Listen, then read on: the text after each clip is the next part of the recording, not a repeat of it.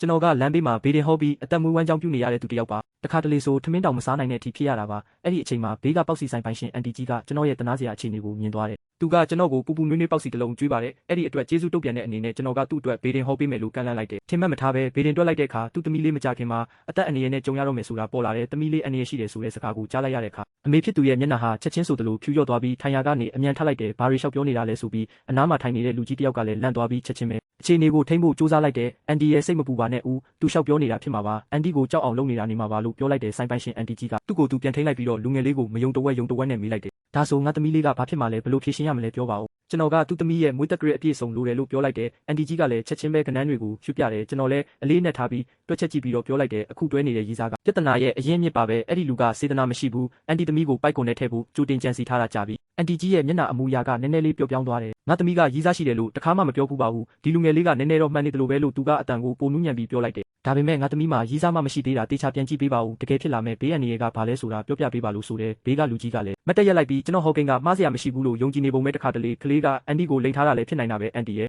့ဒီကိစ္စကပြောရခက်ပါတယ်ဖုန်းဆက်ပြီးမေးကြည့်လိုက်ပါလားလို့ပြောတယ်အန်တီကြီးလည်းခဏလောက်စဉ်းစားပြီးတဘာဝကြတယ်လို့ထင်သွားတယ်ပြီးတော့ဖုန်းထုတ်ပြီးသမီးဖြစ်သူစီဖုန်းခေါ်လိုက်တယ်ဖုန်းမြည်တမ်း2ခါလောက်မြည်ပြီးတဲ့နောက်မှာတော့သမီးဖြစ်သူစုဟဲကချက်ချင်းကင်လိုက်ပြီးဖေပါလို့အခုဖုန်းဆက်တာလဲအိမ်မှာတခုခုဖြစ်လို့လားလို့မေးတယ်အန်တီကြီးကစပီကာဖွင့်ထားပြီးဘာကူညီပေးရမလဲလို့ပြောလိုက်တော့သမီးကိုတတိယလို့ဖုန်းဆက်တာပါဒါပေမဲ့သမီးဖေကိုဘာတွေဖုန်းကွယ်ထားတာလဲလို့မေးလိုက်တယ်ဘာတွေပြောနေတာလဲဖေသမီးဘာမှဖုန်းကွယ်မထားပါဘူးလို့ပြန်ဖြေတယ်အလုံးမအားတဲ့အချိန်ရုတ်တရက်ဖုန်းဆက်လာတာမို့စကားလမ်းကြောင်းမလွဲပါနဲ့အန်တီကြီးကလည်းသမီးစားထားနေတာလားလို့မေးလိုက်တယ်စုဟဲတယောက်ရင်ထဲမှာထိတ်ခနဲဖြစ်သွားတယ်ဖြစ်မှမဖြစ်နိုင်တာအမေကဘသူ့ကိုမှတိမှာမဟုတ်ပါဘူးဘသူလာပြောတာလဲသူဘလို့တိတာလဲဘသူစီကကြားတာလဲလို့တွေးနေမိတယ်ကိစ္စမရှိပါဘူးဘသူပြောတာလဲဆိုတာအရေးမကြီးပါဘူးသူခဏလောက်တွေးဝေသွားတယ်နောက်ဆုံးတော့သူဝန်ခံလိုက်ရတယ်တွဲတာမကြသေးလို့မပြောရသေးတာပါတယ်တကယ်ပဲရေးစားရှိနေတာပဲဒီဆရာသားမပြောပြရင်ဒီနေ့တတိမထားမိရင်ဘလောက်အထိဖုန်းကွယ်ထားဦးမှာလဲဘယ်ဆရာလဲသူများတွေကိုအလိမ်မခံပါနဲ့ဦးအခုခေတ်မှာနီလန်းမျိုးစုံနဲ့လိန်စားနေတဲ့သူတွေအများကြီးပဲသူတို့ကိုလွယ်လွယ်မယုံပါနဲ့ကျွန်တော်လည်းခါသီးစွာပြုံးလိုက်မိတယ်သူ့စကားတခွန်းကကျွန်တော်ကိုချက်ချင်းပဲလိန်စားတဲ့သူတွေထဲထည့်လိုက်တယ်ကျွန်တော်ဆက်ပြောလိုက်တယ်သမီးစားကသမီးထက်3နှစ်ကြီးတယ်သူမှဝမ်းကွဲညီမတယောက်ရှိပြီးအဲ့ဒီမိန်းကလေးမှ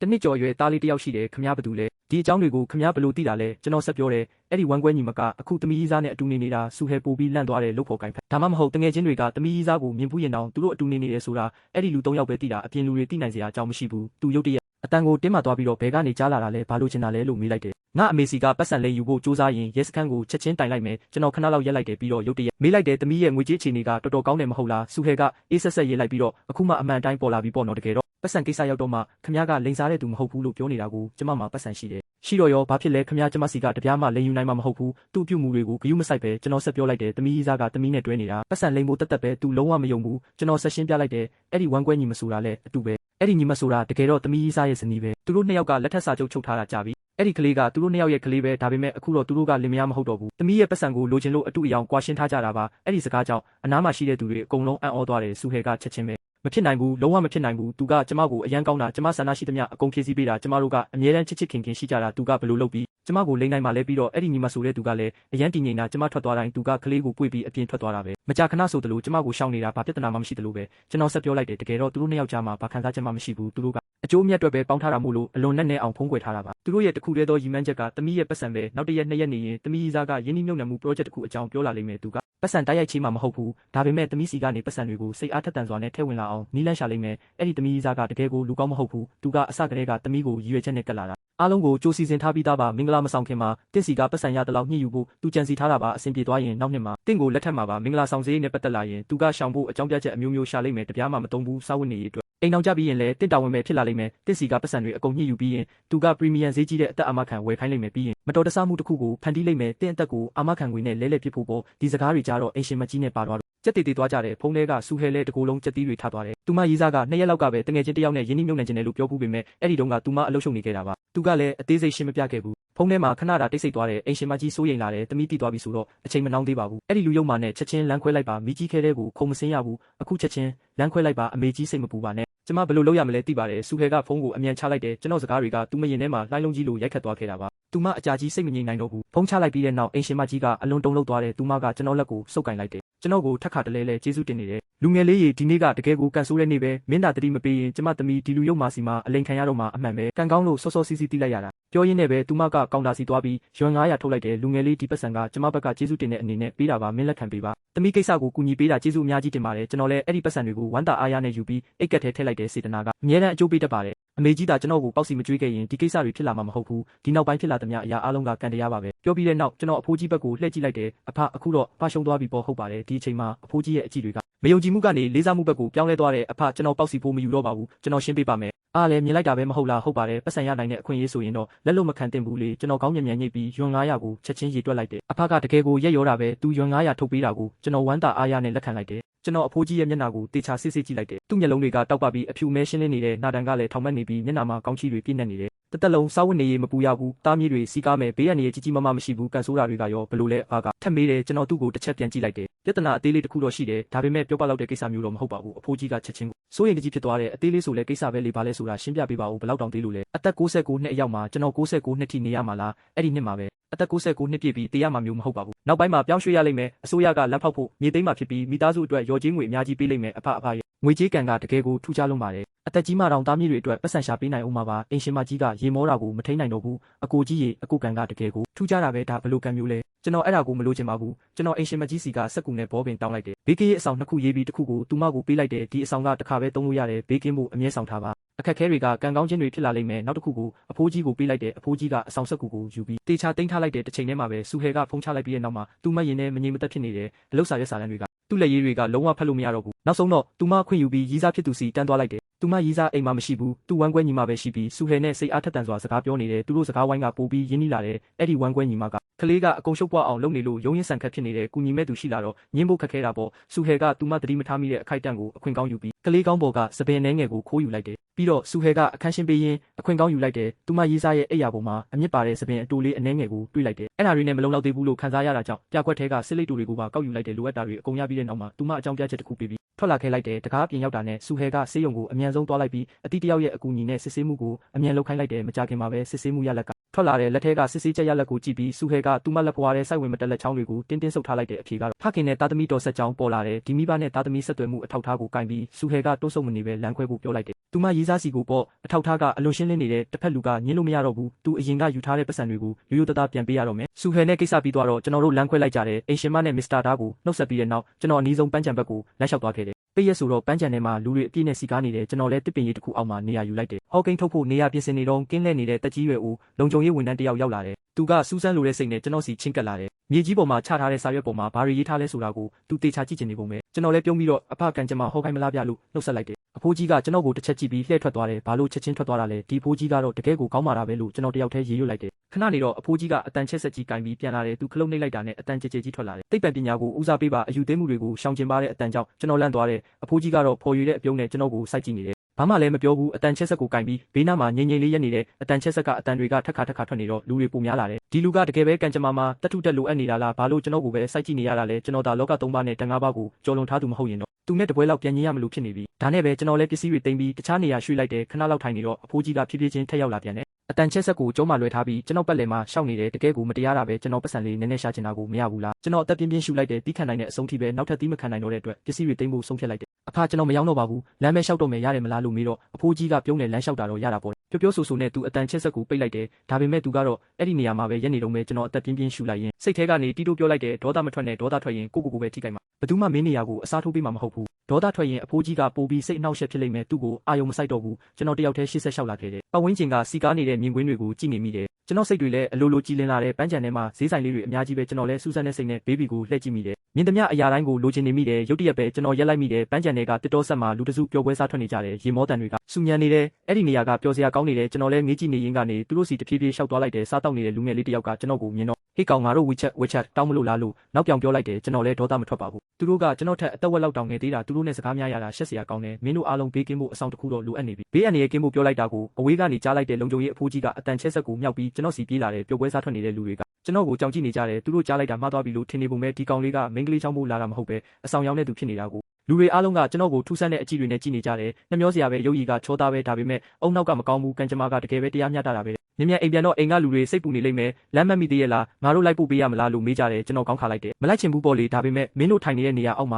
ာတယောက်ယောက်ရှိနေတယ်သူကမင်းတို့နောက်ကိုလိုက်နေလိမ့်မယ်တယောက်ယောက်ကမကြည်မနှက်ဖြစ်နေတယ်ဗျ မင်းစကားတွေရှောက်မပြောနဲ့ဘသူကဘဲကလာမှလဲကျွန်တော်တို့ထိုင်နေတဲ့မြေကြီးကိုလက်ညှိုးထိုးပြလိုက်တယ်ဒီနေရာကနေ1 မီတာလောက်တူးကြည့်ရင်မိမတယောက်ရဲ့အလောင်းရှိတယ်ဟိုဘက်ကိုလည်းတူးကြည့်အဲ့ဒီနားမှာလက်ကောက်တစ်ခုရှိလိမ့်မယ်မယုံရင်တူးကြည့်လိုက်လို့ပြောလိုက်တော့တချို့ကကြောက်ပြီးချက်ချင်းထရက်လိုက်ကြတယ်တချို့ကတော့မယုံတဝက်ယုံတဝက်ဖြစ်နေကြတယ်သူပြောတာတကယ်ပဲလားဒါကသူတို့လိမ်ဖို့ပြောတဲ့စကားတွေလားလို့တွေးနေကြတယ်မင်း9 နှစ်သားတုန်းကရေနစ်လူနီးပါဖြစ်ခဲ့တယ်မလားတေရွာပြန်ပြီးမှ3 ရက်လောက်ဖျားခဲ့တာလေ18 နှစ်အရွယ်မှာမိဘတွေကွာရှင်းသွားတယ်မင်းအမေနဲ့နေခဲ့ရတယ်20 နှစ်မှာတော့ပထမဆုံးအချစ်နဲ့တွေ့တယ်6 လလောက်နေတော့သူမင်းကိုဖောက်ပြန်သွားတယ်ဆက်ပြောပြရမလားလို့မေးလိုက်တော့စံကင်ယာရဲ့မျက်နှာအကြီးအကျယ်ပြတ်သွားတယ်အဲ့ဒီနောက်ကျွန်တော်လုံခြုံရေးအဖိုးကြီးစီလျှောက်သွားလိုက်တယ်အဖမှာတားတယောက်သမီးတယောက်ရှိတယ်မြေး2 ယောက်လည်းရှိတယ်မလားတားဖြစ်သူကအခုနိုင်ငံခြားမှာရောက်နေတယ်အဖကအခုသမီးနဲ့အတူနေတယ်အဖရဲ့ဇနီးကအငိမ့်စားဆရာမပြီးခဲ့တဲ့နှစ်ကအဖအရန်ဖျားခဲ့တယ်မလားလို့ပြောလိုက်တော့တိတ်ဆိတ်သွားတယ်အတန်ချက်ဆက်ကလုတ်ကိုနှိပ်ဖို့ပြင်နေတဲ့အဖိုးကြီးရဲ့လက်တွေရက်တန့်သွားပြီးမျက်နှာကအံ့ဩမှုတွေနဲ့ပြည့်နှက်သွားတယ်သူပြောတာတွေအကုန်မှန်နေတာပဲတကယ်ပဲမြေအောက်မှာလူသေးအလောင်းရှိနေတာလားအိုဖျားသခင်တကယ်ပဲအလောင်းရှိနေတာလားပြင်းနစ်ထွက်နေကြတဲ့လူတွေဟာကျွန်တော်ပြောခဲ့တဲ့စကားကိုချက်ချင်းတတိယသွားပြီးကြောက်လန့်တကြားနဲ့ဘေးကိုထွက်ပြေးကြတယ်ခဏလေးတွင်းမှာပဲပတ်ဝန်းကျင်ဟာတိတ်ဆိတ်သွားပြီးတော်တော်လေးထိတ်လန့်စရာကောင်းသွားတယ်ရုတ်တရက်ပဲလုံခြုံရေးဝန်ထမ်းကြီးက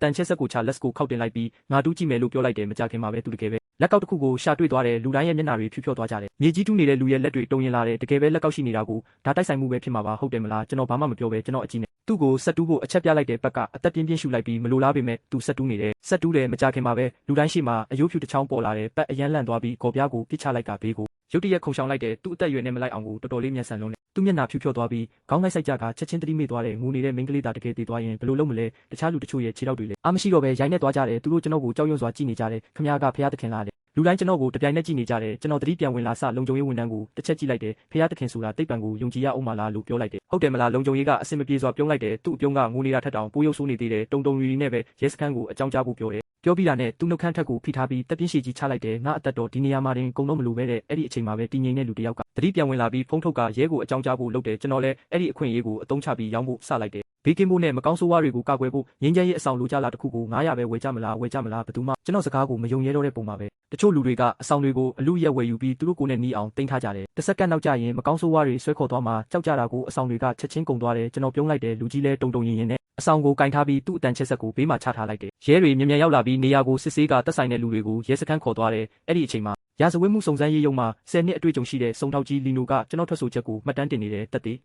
ေးခင်ဗျာနာမည်အသက်နဲ့ကြားမကိုပြောပြပါမာစတာလူကအသက်1000လောက်ရှိပြီးကြားမကတော့မိမလားယောက်ျားဒါမှမဟုတ်မိမလားဘာတွေဖြစ်နေတာလဲလင်းဟောင်တန်တရားဝင်သွားတယ်သူကြားတာမှားနေတာကျွန်တော်ကတော့အလေးနဲ့ပဲဖြေလိုက်တယ်ယောက်ျားပဲဖြစ်ဖြစ်မိန်းမပဲဖြစ်ဖြစ်လိုအပ်တယ်လို့ဖြစ်ပေးလို့ရတယ်လို့မာစတာလူကပြောလိုက်တယ်တတိပေးလိုက်မယ်တရားစီရင်ရေးကိုအနှောက်အယှက်ပြုရင်ရွန်း200ကနေ900အထိဒဏ်ငွေရိုက်ပြီး9ရက်ကနေ10ရက်အထိထိမ့်သိမ်းခံရနိုင်တယ်ပြစ်မှုကြီးရင်ရာဇဝတ်မှုနဲ့အရေးယူခံရမယ်အမှန်တိုင်းဖြေပါကျွန်တော်အမှန်တိုင်းဖြေနေတာပါအကယ်၍ယောက်ျားကောင်းတယောက်မဖြစ်နိုင်ရင်မိန်းမဖြစ်ပေးလို့ရတယ်လေလင်းဟောင်တိတ်ဆိတ်သွားပြီးမှတ်တမ်းမှာယောက်ျားလို့ရေးလိုက်တယ်အဲ့ဒီနေရာမှာအလောင်းရှိမှန်ဘလို့သိတာလဲကျွန်တော်တွက်ချက်ကြည့်လိုက်လို့ပါလင်းဟောင်မျက်မှောင်ကျုပ်သွားပြီးစိတ်မရှိတော့တယ်လို့ဖြစ်လာတယ်ဒါကတွက်ချက်မှုရလက်ပါကျွန်တော်ခေါင်းညိတ်ပြီးအတီးပြုတ်လိုက်တယ်ဟုတ်တယ်အဲ့အတိုင်းပဲတွက်ချက်ရတာလင်းဟောင်ကကျွန်တော်ကိုတန်တရားကြည့်နေတယ်သူ့အာယုံကတော့ဒီလူလျှောက်ပြောနေတာလို့ပြောနေပေမဲ့တခြားသက်သေခံချက်တွေနဲ့အကုန်ကိုက်ညီနေတယ်လင်းဟောင်စိတ်မထိန်နိုင်တော့ပဲကိုပြန်သုံးသပ်မိတယ်ရာဇဝတ်မှုစုံစမ်းရေးနယ်ပယ်မှာနှစ်ပေါင်းများစွာလှုပ်လာခဲ့တာလူမျိုးစုံနဲ့တွေ့ပူးတာကြောင့်လူကိုအပေါ်ရန်နဲ့မဆုံးဖြတ်သင့်မှန်းသိတယ်ဒါပေမဲ့ဒီလောက်ငယ်တဲ့လူငယ်လေးကဟောကိန်းထုတ်နိုင်တယ်ဆိုတာဘသူကလွယ်ယုံမှလဲတန်တရားတွေကိုမျိုးသိပ်ပြီးလင်းဟောင်တက်ပြင်းချကအပြုံးတစ်ခုဖန်တီးလိုက်တယ်မစ္စတာလူစုံစမ်းရေးကိုအနှောက်အယှက်ပေးရင်တရားဥပဒေအရတာဝန်ယူရမယ်ဂုဏ်ယူပါတယ်မကြခင်ဖခင်တယောက်ဖြစ်တော့မယ်လင်းဟောင်ကြားတော့အံ့ဩသွားတယ်တင့်စနီးကိုဝင်ရှိနေပြီးအမွှားပူးလေးတွေပါ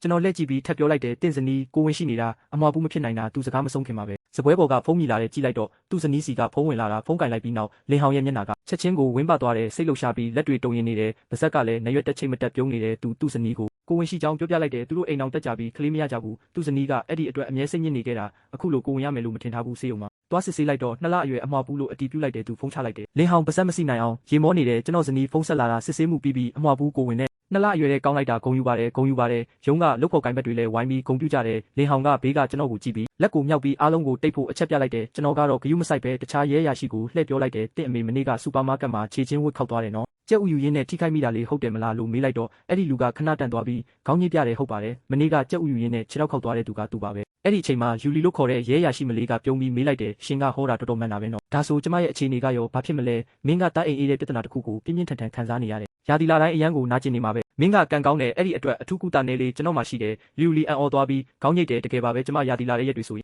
်အရန်ကိုနာကျင်လုံးလို့မခံနိုင်ဘူးကျမတရုတ်စေပညာနဲ့အနောက်တိုင်းစေပညာဘက်ကဆရာဝန်တွေနဲ့လည်းပြဘူးတယ်ဆရာဝန်တွေကတော့ဖြည်းဖြည်းချင်းပဲတက်တာမယ်လို့ပြောတဲ့ဆေးတွေလည်းအများကြီးတောက်ခဲ့ပေမဲ့ဘာမှမထူးခြားဘူးကျွန်တော်အိတ်ထဲကပစ္စည်းတွေကိုတစ်ခုပြီးတစ်ခုထုတ်ပြလိုက်တယ်ပစ္စည်းတွေထွက်လာလေးပတ်ဝန်းကျင်ကလူတွေရဲ့မျက်လုံးတွေပြူလာလေးပါပဲသူတို့ပတ်ဆက်တွေလည်းဟောင်းလောင်းပွင့်သွားတဲ့ငွေဆက်ကူတွေအထက်လိုက်အများကြီးပါပဲတွေးကံပုံအဆောင်တွေအလွတ်အဆောင်ဆက်ကူဝါတွေဆေးချောက်တုံးတွေ ငှက်ပြောနဲ့ပန်းသီးကိုင်းတွေနဲ့လှုပ်ထားတဲ့စုပ်တွေပစ္စည်းမျိုးမျိုးကစပွဲတစ်ခုလုံးကိုဖုံးလွှမ်းသွားတယ်ကျွန်တော်ဆက်ပြီးတော့ပစ္စည်းတွေထုတ်နေတာကိုမြင်တော့ရုံးခန်းထဲကလူတွေအားလုံးအံ့အားသင့်သွားကြတယ်လူတိုင်းဝိုင်းအောင်လာပြီးတော့ထူးဆန်းတဲ့တရဝတစ်ကောင်ကိုကြည့်တယ်လို့ကျွန်တော်ကိုကြည့်နေကြတယ်အဲ့ဒီလက်ဖွားလောက်ပဲရှိတဲ့အိတ်လေးထဲမှာဘလို့လုပ်ပြီးပစ္စည်းတွေဒီလောက်များများဆန့်သွားတာလည်းမဖြစ်နိုင်ဘူးလုံးဝမဖြစ်နိုင်ဘူးဒါကတာမန်တိနဲ့ဆိုရင်လုံးဝမယုံနိုင်စရာပဲနောက်ဆုံးမှာတော့တိကံပုံခောက်ထားတဲ့အဆောင်စက်ကူတရွက်ကိုထုတ်ပြီးလူလီကိုပေးလိုက်တယ်ဒါကတားအိမ်နွေးစေတဲ့အဆောင်မှာဘိုက်အောင်နာမှာကတ်ထားလိုက်တစ်လလောက်ဆိုရင်အရှင်းပြောက်သွားလိမ့်မယ်လူလီကကျွန်တော်ကိုငေးကြည့်နေပြီးချက်ချင်းမယူရဲသေးဘူးလက်လန်းပြီးမယူရဲပဲကြောင်တောင်တောင်ဖြစ်နေတယ်ရုံးခန်းထဲမှာတိတ်ဆိတ်သွားပြီးလေထုကအစာခဲသွားတယ်လို့ပဲခဏကြာတော့လီနူးကအံ့အားသင့်မှုကနေအရင်ဆုံးတတိပြန်ဝင်လာတယ်သူမရဲ့မျက်လုံးတွေကကျွန်တော်စီနဲ့အိတ်ငယ်လေးစီကိုအလှည့်ကျကြည့်နေတဲ့နောက်ဆုံးတော့သူမမနေနိုင်တော့ပဲမေးလိုက်တယ်ရှင်ကင်ထားတဲ့အိတ်ကတေးသေးလေးပါဘလို့လုပ်ပြီးဒီလောက်များတဲ့ပစ္စည်းတွေကိုတင်ထားနိုင်တာလဲသူမစကားကလူတိုင်းရဲ့စိတ်ကိုထပ်ပြီးလှုပ်ခတ်သွားစေတယ်ကျွန်တော်အိတ်ထဲမှာတူလောင်တဲ့အဆောင်တစ်ခုထည့်ထားလို့ပါအဲ့ဒါကအိတ်ထဲမှာကတ်ထားလိုက်ရင်သူ့ရဲ့အရွယ်စားထက်အစာပေါင်းရာနဲ့ချီပိုများတဲ့ပစ္စည်းတွေကိုတင်စီနိုင်တာမျိုးပါရုံးခန်းထဲကလူအချို့ကကျွန်တော်ကိုမယုံနိုင်တယ်လို့ကြည့်နေကြတယ်စက်ကူတရွက်ကတကယ်ပဲဒီလောက်ထူးဆန်းတာလားဒါကဒဏ္ဍာရီတွေကလို့တကယ်အစွမ်းလာအခက်ခဲကြကပဲလူလီကတတိပြန်ဝင်လာပြီးအဆောင်စက်ကူကိုလက်နှစ်ဖက်နဲ့မြင်မြတ်ဆန်ဆန်လှမ်းယူလိုက်တယ်ကျေးဇူးတင်ပါတယ်တကယ်ကိုကျေးဇူးတင်ပါတယ်ဘလို့ကျေးဇူးတင်ရမှန်းတော့မသိတော့ဘူးကျွန်တော်လက်ကိုဆန့်ထုတ်လိုက်တယ်ကျေးဇူးတင်စရာမလိုပါဘူးပတ်စံပေးရင်ရပါပြီ900လူလီခဏလောက်ကြောင်သွားပြီးမြင်မြတ်ဆန်ဆန်ပဲပတ်စံထုတ်ပေးတယ်ကျွန်တော်ပြုံးပြီးပတ်စံကိုလက်ခံလိုက်တယ်စပွဲပေါ်ကပစ္စည်းတွေကိုအမြန်သိမ်းပြီးအိတ်ထဲပြန်ထည့်လိုက်တယ်အဆောင်စက်ကူကိုကင်ထားတဲ့လူလီကကျွန်တော်ကိုမျက်လုံးအယောင်လက်ပြီးကြည့်နေတယ်သူမကိုဘာသာကိုတခုခုရေရွတ်နေတဲ့ရဲရရှိတယောက်ဖြစ်တဲ့အတွက်စံပြဖြစ်ရမယ်သိပ္ပံပညာကိုယုံကြည်ရမယ်အယူသင်းမှုတွေကိုညှင်းပယ်ရမယ်အဲ့ဒီအတွေးတွေကအခုတော့နည်းနည်းတုန်လှုပ်သွားပြီးလူလီကသူမမျက်နှာကိုပြင်းပြင်းပုတ်တက်လိုက်ပြီးစကားဝိုင်းကိုပြန်ဆက်လိုက်တယ်တရခန်ကဘသူလဲရှင်တွက်ချက်ပေးနိုင်မလားဒါမှမဟုတ်တခြားအရေးအမြွက်လေးတွေဘာတွေများသိနိုင်မလားကျွန်တော်ကောင်းဆောင်ပြီးမေးလိုက်တယ်အခချင်းငွေပေးရမှာလားအဖြစ်သေးချာသွားတော့ကျွန်တော်ချက်ချင်းပဲပြုံးပြလိုက်တယ်ဒါဆိုရင်တေဆုံးသူရဲ့မွေးတက်ကြရဲ့အပြည့်စုံကိုပေးပါကျွန်တော်စူးစမ်းကြည့်ပေးမယ်အဲ့ဒီလိုမျိုးမရှိဘူးလေမွေးတက်ကြရဲ့အပြည့်စုံသာသိရင်သူတို့ရဲ့အထောက်ထားကိုကျမတို့သိနေမှာပေါ့အဲ့ဒီလိုဆိုရင်ရှင်တို့ကိုမေးစရာတော့မလိုတော့ဘူးလေကျွန်တော်မျက်မှောင်ကျုပ်လိုက်တယ်အခြေအနေကအဲ့ဒီလိုကိုခင်ဗျားတို့အရေးတကြီးလိုအပ်နေတာလားမအရေးတကြီးဘူးဆိုရင်နောက်နေ့မှလောက်ကြတာပေါ့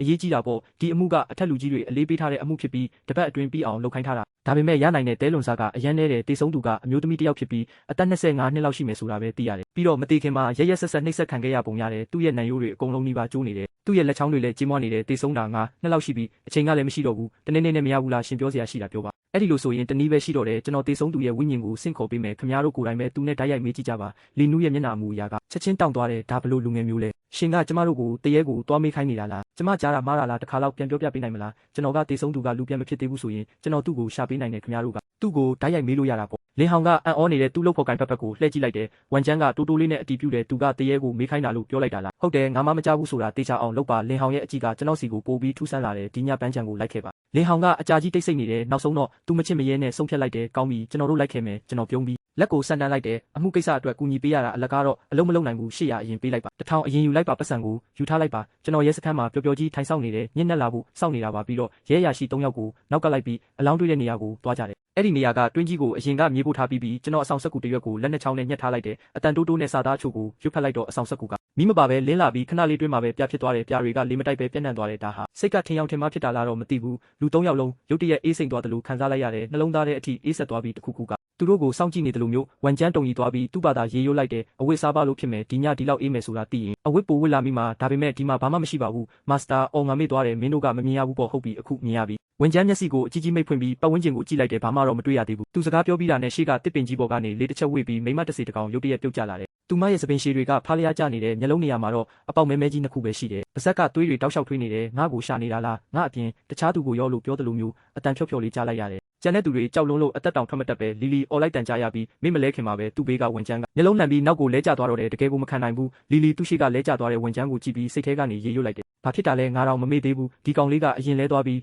လီနိုကအမှုတွေကိုနှစ်ပေါင်းများစွာကင်တွယ်လာခဲ့တော့သူကိုသူစိတ်တက်ကြံ့ခိုင်တယ်လို့ယူဆထားသူပါဒါပေမဲ့အခုတော့ဥကောင်းခွန်တွေထူပူလာတယ်လို့ပဲလက်ချေတွေတောင်းတင်းသွားပြီးမျက်နှာကလည်းလျှက်စစ်တက်လိုက်ခံလိုက်ရတယ်လို့ဖြစ်သွားတယ်ဖြူဖြော့နေတဲ့ပါဇက်ထောင်တွေကတုံကြီးနေတယ်ကျမတို့မှမေးစရာရှိတယ်မိမတစီကကျွန်တော်စီကနေအန်နီရရှိမှန်းအလိုလိုတိသွားတယ်တစ်ပင်ပေါ်ကနေပြန်ဆင်းလာပြီးနောက်အဝေးကိုပြေးပုံးသွားတယ်မကက်ရဲတော့ပဲတွေးဆွနေတဲ့မျက်လုံးပေါက်တွေနဲ့ကျွန်တော်တို့ကိုကြောင်တောင်တောင်နဲ့ကြည့်နေတယ်ကြောက်ရွံ့မှုတွေနဲ့ပေါ့ကျွန်တော်ကရဲရရှိလင်းဟောင်မှာကျန်းကရင်ထဲကကြောက်စိတ်ကိုဖိနှိပ်ထားပြီးလီလီနဲ့အတူဝန်ကျန်းရဲ့လက်မောင်းတွေကိုတွဲပြီးဘယ်ညာကနေဆွဲကကျွန်တော်နောက်ကိုအမြန်ဆုပ်လိုက်တယ်ဝန်ကျန်းကိုချထားလိုက်ပြီးလီနိုနဲ့လီလီကသူတို့ရဲ့တနက်တွေကိုတင်းတင်းကြပ်ကြပ်ဆွဲထုတ်လိုက်တယ်သူတို့ကျွန်တော်ရှိကိုရက်လိုက်တယ်ရှောင်ရှမ်းနောက်ဆုပ်လိုက်ပါသူတို့တုံနေတာကိုကျွန်တော်မြင်နေရပေမဲ့ကျွန်တော်ရှိမှာပဲခိုင်ခိုင်မာမာရက်နေသေးပါပဲကျွန်တော်စိတ်ထဲတစ်မျိုးဖြစ်သွားတယ်တနက်တွေကိုတိမ့်လိုက်ပါတစီတွေအတွက်ဒါတွေကအသုံးမဝင်ဘူးပြီးတော့ကျွန်တော်ရှိနေတဲ့၍ဘာမှမဖြစ်စေရဘူးမင်းတို့မှမေးစရာမရှိဘူးလားအမြန်သာမေးလိုက်ကြလီနိုခဏလောက်ငိုင်းသွားတယ်နောက်ဆုံးတော့သူနဲ့လီလီတနက်တွေကိုတိမ့်လိုက်တယ်သူကမှတ်ပုံတင်ကိုထုတ်ပြပြီးတဲ့နောက်မှာတော့သူ့မျက်နှာအမူအရာကအေးဆေးတည်ငြိမ်ပြီးပြတ်သားသွားတယ်အခုသူကမင်းရဲ့လူတက်မှုအကြောင်းကိုစုံစမ်းစစ်ဆေးဖို့တာဝန်ယူထားတယ်မင်းရဲ့အထောက်ထားနဲ့လူတက်သမားရဲ့တဲလွန်စားတွေကိုပြောပြပေးနိုင်မယ်လို့မျှော်လင့်ပါတယ် ဒီအမှုကိုဖြေရှင်းဖို့ကူညီပေးပါမိန်းကလေးတစ်စီကစကားပြောချင်ပုံရပေမဲ့ပါဇက်ဟလိုက်တာနဲ့တွေးနီရောင်တွေကတောက်လျှောက်စီးကြရတယ်သူမကဝလုံးကွဲတန်လိုမျိုးမရှင်းမလင်းအတန်တွေပဲထွက်နိုင်တယ်ဘာပြောနေမှန်းလုံးဝနားမလည်နိုင်ဘူးဘလို့ဆက်သွယ်ရမလဲအတော်လေးရှုပ်ထွေးနေတယ်ကျွန်တော်လက်ကိုမြောက်ပြီးလေထဲမှာအဆောင်တစ်ခုရေးလိုက်တယ်အဲ့ဒီအဆောင်ကနေအယောင်တောက်တွေထွက်လာပြီးတစေမလေးရဲ့ခန္ဓာကိုယ်ထဲစိတ်ဝင်သွားတယ်ပြီးတော့သူမရဲ့ပုံမှန်တံတွေစပြီးပြောင်းလဲသွားတယ်ခဏလေးတွင်းမှာပဲသူမကလှပတဲ့မိန်းကလေးငယ်တစ်ယောက်ဖြစ်သွားတယ်အရန်နာတာပဲငါဘာလို့ကြမ်းပြင်ပေါ်လဲနေတာလဲဝန်ကျန်းထိုင်ထရင်ကောင်းနောက်စေးကိုပုတ်နေတဲ့ပတ်ဝန်းကျင်ကိုတေချာမြင်လိုက်ရတော့အရာအလုံးကိုပြန်တတိရသွားတယ်သူရုတ်တရက်ခုန်ထားပြီးကျွန်တော်လက်မောင်းကိုဖတ်လိုက်တယ်မာစတာတစေကြီးလို့အော်တယ်ကျွန်တော်ဆက်ဆုပ်စွာနဲ့လက်ကိုပြန်ဆွဲထုတ်လိုက်ပေမဲ့ဝန်ကျန်းကတင်းတင်းဖတ်ထားတော့နောက်ဆုံးတော့လက်ရော့လိုက်ရတယ်သူစကားပြောမလို့လှုပ်တုံးလင်ဟောင်ကရုတ်တရက်လှည့်ကြည့်ပြီးဝန်ကျန်းကိုစူးစူးရဲရဲကြည့်လိုက်တယ်သူ့အကြည့်တွေကရှက်စရာကောင်းတယ်ဆိုတဲ့အတိတ်ပဲမျိုးဝန်ကျန်းပါဇက်ကိုအตาရပိတ်လိုက်တယ်သူ့လက်ကတော့ကျွန်တော်လက်မောင်းကိုတင်းတင်းဆုပ်ကင်ထားဆဲပါပဲစိုးရိမ်တကြီးနဲ့ပတ်ဝန်းကျင်ကိုကြည့်လိုက်တယ်တစေမလေးပျောက်သွားပြီးမိန်းကလေးတစ်ယောက်ပေါ်လာတော့တစေကထွက်သွားပြီးထင်တယ်ဝန်ကျန်းတက်ပြင်းချလိုက်တယ်သူလက်ကိုလွတ်ပြီးလင်ဟောင်ဘေးကိုရှောက်သွားတယ်မိန်းကလေးကိုပြုံးပြပြီးနှုတ်ဆက်လိုက်တယ်ဟဲလိုကျွန်တော်ကဝန်ကျန်းပါမေးပါရစေဦးခမ ्या ကိုခုနကဘာလို့မတွေ့တာလဲတစေမလေးကဘာမှပြန်မပြောဘူးရှုပ်ထွေးနေတဲ့အတွေးတွေထဲမှာပဲနစ်မွန်းနေတဲ့လူသက်သမားကဘသူလဲသူမရဲ့ဝေဝါးတဲ့ရေရွတ်တန်တွေကတခုခုကိုပြန်မှတ်ရဖို့စူးစမ်းနေတယ်ဖြည်းဖြည်းချင်းပဲသူမပတ်လေကအမဲရောင်မြူတွေကပိုထူထက်လာတယ်သူမရုတ်တရက်တခုခုကိုအရေးတကြီးအမှတ်ရသွားပုံပဲအမဲရောင်စွမ်းရည်တွေကလျင်မြန်စွာပြန်ကားလာတယ်သူမရဲ့မျက်နှာကရုတ်တရက်ပုံပြက်သွားတယ်တက်မယ်ငါသူ့ကိုတက်ပစ်မယ်ဝန်ကျန်းကြောက်လွန်းလို့ခြေထောက်တွေခွေရိုင်းသွားတယ်ကျွန်တော်မျက်မှောင်ကျုပ်ပြီးလက်ကိုမြောက်ပြီးလေကိုရိုက်ချလိုက်တယ်စွမ်းရည်စီးကြောင်းတစ်ခုကအမဲရောင်မြူတွေကိုအများစုပြန့်လွင့်သွားစေတယ်မိန်းကလေးတစ်စီလဲတတိပြန်ဝင်လာတဲ့တုံရီနေပြီးခေါင်းငုံကတနေရာမှာကွေးလေးဖြစ်သွားတယ်ရိုးရိုးသားသားပြောစမ်းပါကိုမေးရမှာလဲဘာကိုဖြေရမှာလဲထပ်ပြီးအမိတ်မနာခံရင်မင်းရဲ့ဝိညာဉ်ကိုပျောက်ကွယ်သွားအောင်လုပ်ပြမယ်ကျွန်တော်ကပဲမေးတင်တယ်ထင်တယ်လီနိုကောင်းကြီးလိုက်တယ်တစေရီနဲ့ဆက်ဆံရတာကျွန်တော်လဲကျွမ်းကျင်သူမဟုတ်ပါဘူးမင်းနာမည်ဘလို့ခေါ်လဲဘလို့လူတက်မှုရဲ့တားကောင်ဖြစ်သွားတာလဲလူတက်သမားကဘသူလဲတစေမလေးကတိုးလေးငိုလာတယ်လူတက်သမားကယောက်ျားတစ်ယောက်ပါကျမသူ့ကိုမသိဘူးသူကဘသူလဲဆိုတာလဲမသိဘူးငွေကြေးကြောင့်လားကာမစိတ်ကြောင့်လားဒါမှမဟုတ်အညိုးတေးကြောင့်လားသူမဟုတ်ဘူးသူကတကယ်ကိုရက်ဆက်တဲ့ဘလူးတကောင်ပဲသူ့ပတ်လည်မှာမဲမောင်နေတဲ့မိကုံးငွေတွေတစေမလေးရဲ့ပတ်လည်မှာထွက်ပေါ်လာတာကိုမြင်တော့ကျွန်တော်လက်ချောင်းကိုလှုပ်ရှားလိုက်ပြီးရွှေရောင်လင်းတဲ့တစ်ခုကိုဖန်တီးကသူ့မောက်ကိုခန္ဓာထဲကိုထိုးသွင်းလိုက်တဲ့အမဲရောင်မိကုံးငွေတွေချက်ချင်းပဲငြိမ်ကျသွားတယ်လီနိုကတစေမလေးရဲ့စိတ်ခံစားချက်တွေအနှဲငယ်ပြန်ငြိမ်သက်သွားတာကိုမြင်လိုက်ရတယ်အဲ့ဒီကြမှာပဲသူကဆက်ပြီးမေးလိုက်တယ်မမကြီးဖြစ်ပျက်ခဲ့တဲ့အကြောင်းအရာတွေကိုအသေးစိတ်ပြောပြပေးပါဦးကျွန်တော်တို့အသေးချာစုံစမ်းပြီးပြစ်မှုကျူးလွန်သူကိုဥပဒေနဲ့အညီအရေးယူပေးပါမယ်ကျွန်မနာမည်ကဇန်ကြံပါကျွန်မအသက်20ပါဒီနှစ်မှာအထက်တန်းကျောင်းပြီးခဲ့တဲ့ဒီမျိုးကိုအလုပ်လုပ်ဖို့တယောက်တည်းလာခဲ့တာပါအဲ့ဒီညကညဆိုင်ပြီးတော့လမ်းကြားတဲ့လမ်းလျှောက်သွားနေတာရုတ်တရက်နောက်ကနေတယောက်ကကျမရဲ့ပါးစပ်နဲ့နှာခေါင်းကိုလာပိတ်လိုက်တယ်တတိပြန်ရလာတော့ကျမအခန်းတစ်ခန်းထဲမှာအပိတ်ခံထားရတယ်သူကျမကိုဘာလုပ်ခဲ့လဲတီလာသူကဘီလူးတကောင်ပဲသူကယူနေတာသူကကျမကိုတန်ကြိုးတွေနဲ့ချီနှောင်ထားခဲ့တယ်သူကညတနာရီလောက်မှာကျမကိုညှဉ်းပန်းနှိပ်စက်တယ်ကျမရဲ့နံရိုးတွေကိုရိုက်ချိုးတယ်လက်ချောင်းတွေကိုလည်းရိုက်ချိုးတယ်ကျမတနာခံတောင်းပန်ခဲ့ပေမဲ့သူကကျမစကားကိုလုံးဝနားမထောင်ခဲ့ဘူးနေ့တိုင်းသူကနီးမျိုးစုံနဲ့ညှဉ်းပန်းတယ်ကျမမေးမျောသွားလိုက်နာကျင်မှုတွေနဲ့ပြန်လို့လာလိုက်နဲ့အချိန်ခါပဲငရဲထဲမှာနေရတယ်လို့ပဲတစေမလေးကဝမ်းနေတော့တာတွေနဲ့အော်ဟစ်လိုက်တယ်အဲ့ဒီညှဉ်းပန်းခံခဲ့ရတဲ့အချိန်တွေကိုပြန်ရောက်သွားတယ်လို့ပဲတချို့လူတွေကတော့သူမပြောပြတာကိုနားထောင်ရင်းနဲ့ကြာအထိစိတ်မအေးချမ်းနိုင်ကြတော့ဘူးဒါကိုလူလို့ခေါ်လို့ရသေးလို့လားတစေမလေးကပြောတယ်မှန်တယ်သူကတကယ်ကိုဘီလူးပဲလီနိုကခဏလောက်စဉ်းစားပြီးတော့ဒီကာလအတွင်းမှာသူတခွန်းလောက်ရောပြောခဲ့သေးလားလို့မေးလိုက်တယ်ကျမအဖမ်းခံရတဲ့ကသူစကားတခွန်းမှမပြောခဲ့ဘူးသူကဘလို့ပုံစံမျိုးလဲကျမမသိဘူးဘာလို့လဲဆိုတော့သူလာတာသူကတစေမျက်နှာဖုံးကိုဝစ်ထားလို့လေကျမသူ့မျက်နှာကိုတခါမှမမြင်ဘူးသူကပိန်ပါပဲလို့ပဲမှတ်မိတယ်သူက1မီတာနဲ့89စင်တီမီတာလောက်ရှိမယ်တေချာပြန်စဉ်းစားကြည့်ပါဦးသူ့မှာထူးခြားတဲ့အမှတ်အသားတစ်ခုခုများရှိသေးလားမှတ်မိပြီးသူ့ရဲ့ဘဲဘက်လက်မောင်းမှာအမာရွတ်တစ်ခုရှိတယ်စစ်လိမ့်နဲ့အပေါက်ခံထားရတယ်လို့အဝိုင်းပုံစံမျိုးပဲနောက်ပြီးတစ်ခါကသူ့ဖုံးပြောဖို့အပြင်ထွက်သွားတော့ကသူ့နာမည်လောကြားဟောက်လို့ပြောတန်ကြားလိုက်တယ်လို့ပဲဒါပေမဲ့အတန်ကနည်းနည်းဝေးနေတော့ကျမလည်းတေချာမကြားလိုက်ရဘူးလောကြားဟောက်လို့ပြောလိုက်တာလားဘာဖြစ်လို့လဲဒီလူကိုသိလို့လားကျွန်တော်မှလောကြားဟောက်ဆိုတဲ့ဝမ်းကွဲညီကိုတယောက်ရှိတယ်ကျွန်တော်ကမင်းဝမ်းကွဲရဲ့တက်ပုံရှိလားတစ်ချက်လောက်ကြည့်လိုက်ရင်ဟုတ်မဟုတ်အတီးပြုတ်နိုင်တယ်လို့ပြောလိုက်တယ်ဝန်ကျန်းကဖုံးကိုချက်ချင်းထုတ်ပြီးရှာလိုက်တယ်ခဏကြာမှပဲလောကြားဟောက်ရဲ့တက်ပုံကိုတွေ့သွားတယ်ကျွန်တော်တစ်ချက်ပဲကြည့်လိုက်ပြီးလင်ဟောင်ကိုယုံကြည်ချက်ရှိနဲ့ပြောလိုက်တယ်သူ့ကိုဖမ်းလိုက်ပါသူကလူတစ်ယောက်တည်းကိုပဲတက်ခဲ့တာမဟုတ်ဘူးအနည်းဆုံးလူ9ယောက်လောက်ကိုတက်ထားတာဝန်ကျန်းနဲ့လီယူတို့ကမယုံနိုင်တယ်လို့ကြည့်နေကြတယ်လင်ဟောင်ကလည်းအံ့ဩသွားတယ်တကယ်တမ်းကျတော့တက်တီအထောက်ထားကဘာမှမရှိသေးဘူးလေရဲတွေအနေနဲ့လည်းစိတ်ထင်တိုင်းလူကိုဖမ်းလို့မရဘူးခိုင်လုံတဲ့အထောက်ထားလို့တယ်ကျွန်တော်ချက်ချင်းပဲအမြင်တန့်စင်ချင်းမျက်လုံးကိုတုံးလိုက်တယ်တေချာကြည့်ပြီးတော့ကျွန်တော်ပြောလိုက်တယ်သူ့အိမ်ရဲ့မြေအောက်ခန်းမှာလှုပ်ဝက်ခန်းတစ်ခုရှိတယ်အထဲမှာနောက်ထပ်လူတစ်ယောက်ပိတ်ခံထားရသေးတယ်နောက်ကျသွားရင်သူအသက်ရှင်မှာမဟုတ်ဘူးတက်တီထောက်ထားအတွက်ကတော့ကျွန်တော်အဆောင်တစ်ခုပေးနိုင်ပါတယ်နောက်ကျရင်တက်တီတွေကသူ့အလိုလိုပေါ်လာလိမ့်မယ်ဒါပေမဲ့ဒီအတွက်900ရွမ်တော့ပေးရမယ်ပတ်စံကိုချက်ချင်းပေးလိုက်ပါပြုံးရွှင်တဲ့မျက်နှာနဲ့ပဲပတ်စံကိုလက်ခံလိုက်တယ်သူကပြောတယ်ခင်ဗျားတို့အတွက်အရှုံးမရှိပါဘူးဒါအပြင်ခင်ဗျားတို့တယောက်စီကိုငင်းချမ်းရဲ့အဆောင်တစ်ခုစီပေးမယ်ကိုနဲ့မကွာဆောင်ထားရင်ဘေးကင်းပြီးအန်နီယကင်းရှင်းမဲ့မကောင်းဆိုးဝါးတွေကိုလည်းတားဆီးပေးတယ်အဆောင်လေးခုအတွက်900ရွမ်ဆိုတာခင်မင်မှုဈေးနှုန်းပါပဲကျွန်တော်အဆောင်3ခုထုတ်ပေးလိုက်ပြီးတစေမလေးကိုကြည့်လိုက်တယ်မင်းကနောက်ကိုလိုက်ခဲ့မင်းရဲ့အမှုကိစ္စပြီးဆုံးတဲ့အထိပေါ့ပြီးရင်မင်းကိုပြန်လဲမွေးဖွားခြင်းစက်ဝန်းနဲ့ပြန်ပို့ပေးမယ်တစေမလေးကအရင်ကတော့မကျေနပ်ချက်တွေနဲ့ဆန္ဒတွေပြင်းပြနေခဲ့တာအဲ့ဒီအတွက်ကြောင့်ပဲသူမကလူလောကမှာလှည့်လည်နေပြီးနောက်ဘဝကိုမသွားနိုင်ခဲ့ဘူးအခုတော့တယောက်ကဂတိပေးလိုက်ပြီဆိုတော့သူမအတွက်တရားမျှတမှုရှာပေးမယ်ဆိုတော့သူမမှာဘာမှထပ်တောက်တစရာမရှိတော့ဘူးသူမခေါင်းညှိလိုက်တယ်ဒါပေမဲ့သူမကအပါသွားပုံရတယ်သူမခေါင်းကဒုံကနေမြေကြီးပေါ်ပြုတ်ကျပြီးနှစ်ပတ်လောက်လူးလိမ်သွားတယ်သူကအမြန်ကောက်ယူပြီးလေပင်ပေါ်ပြန်တင်ပေးလိုက်တယ်အဝင်ခွင်ကြဖြစ်သွားတယ်ကျွန်တော်လဲမာစတာရဲ့ညွှန်ကြားချက်အတိုင်းပဲဝန်ကျန်းနဲ့လီယူလီတို့တွေးပြတ်မတက်ကြောက်နေတာကိုမြင်တော့တောက်ပနေတဲ့ဘူးတီးသေးလေးတစ်လုံးကိုထုတ်လိုက်တဲ့အဖုံးကိုဖွင့်ပြီးတော့စိတ်ထဲကနေဂါထာမန်နီယာတွေရွတ်ဖတ်လိုက်တယ်မင်းကလေးရဲ့ဝိညာဉ်ကမိကိုငွေဖြစ်ပြောင်းလဲသွားပြီးဘူးတီးတဲကိုဝင်သွားတယ် လင်ဟောင်ဝမ်ကျန်းနဲ့လီယူလီတို့ကအဆောင်တွေကိုတေချာသိမ်းထားလိုက်ကြတယ်ပြီးတော့သူတို့၃ယောက်လုံးရဲ့အကြည့်တွေကကျွန်တော်လက်ထဲကဘူးတီစီကိုရောက်သွားကြတယ်ကျွန်တော်ရင်ထဲကတုံလုံးမှုတွေကိုစကားနဲ့တောင်မဖော်ပြနိုင်တော့ဘူးလီနိုနဲ့ကျန်2ယောက်ကရဲစခန်းကိုပြန်သွားကြတယ်ရဲမှုရဲ့ရုံးခန်းထဲမှာမိကလင်းနေတော့မယ်လီနိုကတကားခောက်ပြီးဝင်သွားတယ်ဒီနေ့ဖြစ်ပျက်ခဲ့တာတွေကိုအသေးစိတ်အစီရင်ခံတဲ့ရဲမှုစိုးကနားထောင်ပြီးချက်ချင်းပဲရေလိုက်တယ်လီနိုရဲတပ်ဖွဲ့ရဲ့ရောက်လာကြတဲ့ကကျွန်တော်သူ့ကိုလမ်းပြပေးခဲ့တာနှစ်ပေါင်းများစွာရှိပြီးသူ့တဘာဝကိုကျွန်တော်သိတယ်ဒီလိုကိစ္စမျိုးကိုကျွန်တော်ဘယ်တော့မှယုံဘူးလို့လဲလီနိုကရဲမှုစိုးမယုံတာကိုကြည့်လိုက်တယ်လီနိုကပြန်ထွက်လာခဲ့တယ်ဖြစ်စဉ်တွေကိုပြန်ပြောပြပြီးသူ့ရဲ့အကဲဖြတ်ချက်နဲ့အစီအစဉ်ကိုတင်ပြလိုက်ပါတယ်ရဲမှုကြီးဆိုကခဏတာတိတ်ဆိတ်သွားပါတယ်ဒါကထိတ်လန့်စရာရုပ်ရှင်ဇာတ်လမ်းတစ်ပုဒ်လိုပါပဲလားဘသူကဒီလောက်လွယ်လွယ်ယုံနိုင်မှလဲဒါပေမဲ့ကိစ္စမရှိပါဘူးမင်းပြောတဲ့အတိုင်းလုပ်ကြတာပေါ့မစ္စတာလူကသူ့ကိုတကယ်ပဲအမှန်တရားကိုဝန်ခံအောင်လုပ်နိုင်မယ်ဆိုရင်ချက်ချင်းပဲရှာဖွေခွင့်ဝရမ်းထုတ်ပေးပါမယ်အဲ့ဒီလူကိုအသက်ရှင်လျက်ကယ်တင်နိုင်ဖို့တေချာစေရမယ်လီနိုအမိတ်ရပြီးတာနဲ့လူတွေကိုခေါ်ပြီးလူကြားဟောက်ရဲ့အိမ်ကိုချက်ချင်းသွားခဲ့ပါတယ်လူကြားဟောက်ကရေချိုးပြီးခါစားနားဖို့ပြင်ဆင်နေချိန်မှာပဲတကားဝမှာလူအုပ်ကြီးကိုမြင်လိုက်ရတော့သူ့မျက်နှာမှာမကြေမနက်ဖြစ်တဲ့အရေးအယောင်ပေါ်လာပါတယ်လီနိုကရှေ့တိုးလာပြီးသူ့ရဲ့ဝန်ထမ်းကတ်ကိုပြလိုက်ပါတယ်ကျွန်တော်ကလီနိုပါမြို့ပြရာဇဝတ်မှုနှိမ်နင်းရေးအဖွဲ့ကပါလူတက်မှုတစ်ခုနဲ့ပတ်သက်ပြီးခမားစီကသိစရာလေးနည်းနည်းရှိလို့ပါကျွန်တော်တို့ကိုအိမ်ထဲဝင်ပြီးစကားပြောခွင့်ပြုမလားဟုတ်ကဲ့ပေါ့ကျွန်တော်ကစီကန်းလိုက်နာတဲ့သူပါရဲတပ်ဖွဲ့နဲ့ပူးပေါင်းဆောင်ရွက်တာနိုင်ငံသားတယောက်ရဲ့တာဝန်ပဲလေဝင်ခဲ့ကြပါခင်ဗျာကျွန်တော်ကတော့လူအုပ်ရဲ့အနောက်ဆုံးမှာပဲရှိနေခဲ့ပါတယ်လူကြားဟောက်လှည့်ပြီးအိမ်ထဲဝင်သွားတဲ့အချိန်မှာပဲကျွန်တော်ကသူ့ကြောပြင်ပေါ်ကိုအမှန်တရားဆောင်တစ်စိတ်တစ်ခုကိုခိုးပြီးရေးထိုးလိုက်ပါတယ်အဲ့ဒီဆောင်ပုတ်ကသူ့ခန္ဓာကိုယ်ထဲကိုချက်ချင်းပဲစိတ်ဝင်သွားပါတယ်ကျွန်တော်လီနိုကိုခေါင်းငိမ့်ပြလိုက်ပါတယ်လီနိုကလည်းဘာကိုဆိုလိုတယ်လဲဆိုတာသဘောပေါက်သွားပါတယ်သူကလူတက်မှုကျူးလွန်တဲ့နေရာမှာတွေ့ရှိခဲ့တဲ့လက်ကောက်ကိုထုတ်ပြပြီးမစ္စတာလူခမည်းဒီလက်ကောက်ကိုမြင်ဘူးသလားလို့မေးလိုက်ပါတယ်မြင်ဘူးတာပေါ့ကျွန်တော်ပထမဆုံးတက်ခဲ့တဲ့မိန်းကလေးကဒီလိုလက်ကောက်မျိုးပဲဝတ်ထားတာကျွန်တော်ဒါကိုနေ့တိုင်းတလအပြည့်မြင်နေခဲ့ရတာဘယ်လိုလုံးမမှတ်မိပဲနေပါမလားလူကြားဟောက်စကားဆုံးသွားတဲ့အခါသူ့မျက်နှာကချက်ချင်းဖြူဖြော့သွားပြီးပါးစပ်ကိုအုပ်လိုက်ပါတယ်ကြောက်လန့်တကြားနဲ့ခေါင်းကိုခါရမ်းဖို့ကြိုးစားနေပါတယ်မဟုတ်ဘူးဒါမျိုးမဟုတ်ရပါဘူးကျွန်တော်မမြင်ဘူးပါဘူးလို့ပြောချင်ပေမဲ့သူ့ပါးစပ်ကတော့သူ့ထိန်ချုံမှုအောက်မှာမရှိတော့ပါဘူးသူ့စိတ်ထဲကရှိသမျှအရာအလုံးကိုအကုန်ထုတ်ပြောမိနေပါတော့တယ်ဘာတွေဖြစ်ကုန်တာလဲလင်းဟောင်စိတ်ထဲကနေတွေးလိုက်ပေမဲ့သူ့မျက်နှာကတော့တည်ငြိမ်နေသေးပါဘာခံစားချက်မှမပေါ်လွင်ပါဘူးကြည်ရတာအမှန်တရားဆောင်ပုတ်ကတကယ်ကိုထိရောက်တာပဲဒီကောင်လေးကတကယ်ကိုလူသက်သမားပဲလင်းဟောင်နဲ့ဝန်ချန်ကလွယ်ရင်တခြားရဲရရှိတွေကအမှန်တရားဆောင်ပုတ်အကြောင်းကိုမသိကြပါဘူးသူတို့အားလုံးပါဇက်အဟောင်းသားနဲ့အံ့အားသင့်သွားကြပါတယ်သူတို့ကြားလိုက်ရတာကိုမယုံနိုင်ကြပါဘူးလူကြားဟောက်ကိုကြည့်တဲ့သူတို့ရဲ့အကြည့်တွေကအံ့ဩမှုတွေနဲ့ပြည့်နှက်နေပါတယ်တကယ်ပါပဲအသက်ရှင်ရှင်နေမှတော့အမျိုးမျိုးကြုံရတာပါပဲဘယ်တော့မှလူသက်သမားတယောက်ကဒီလောက်တောင်ရှက်မရှိပဲဓာတ်ရိုက်ဝင်ခံတာမျိုးမတွေ့ဘူးပါဘူး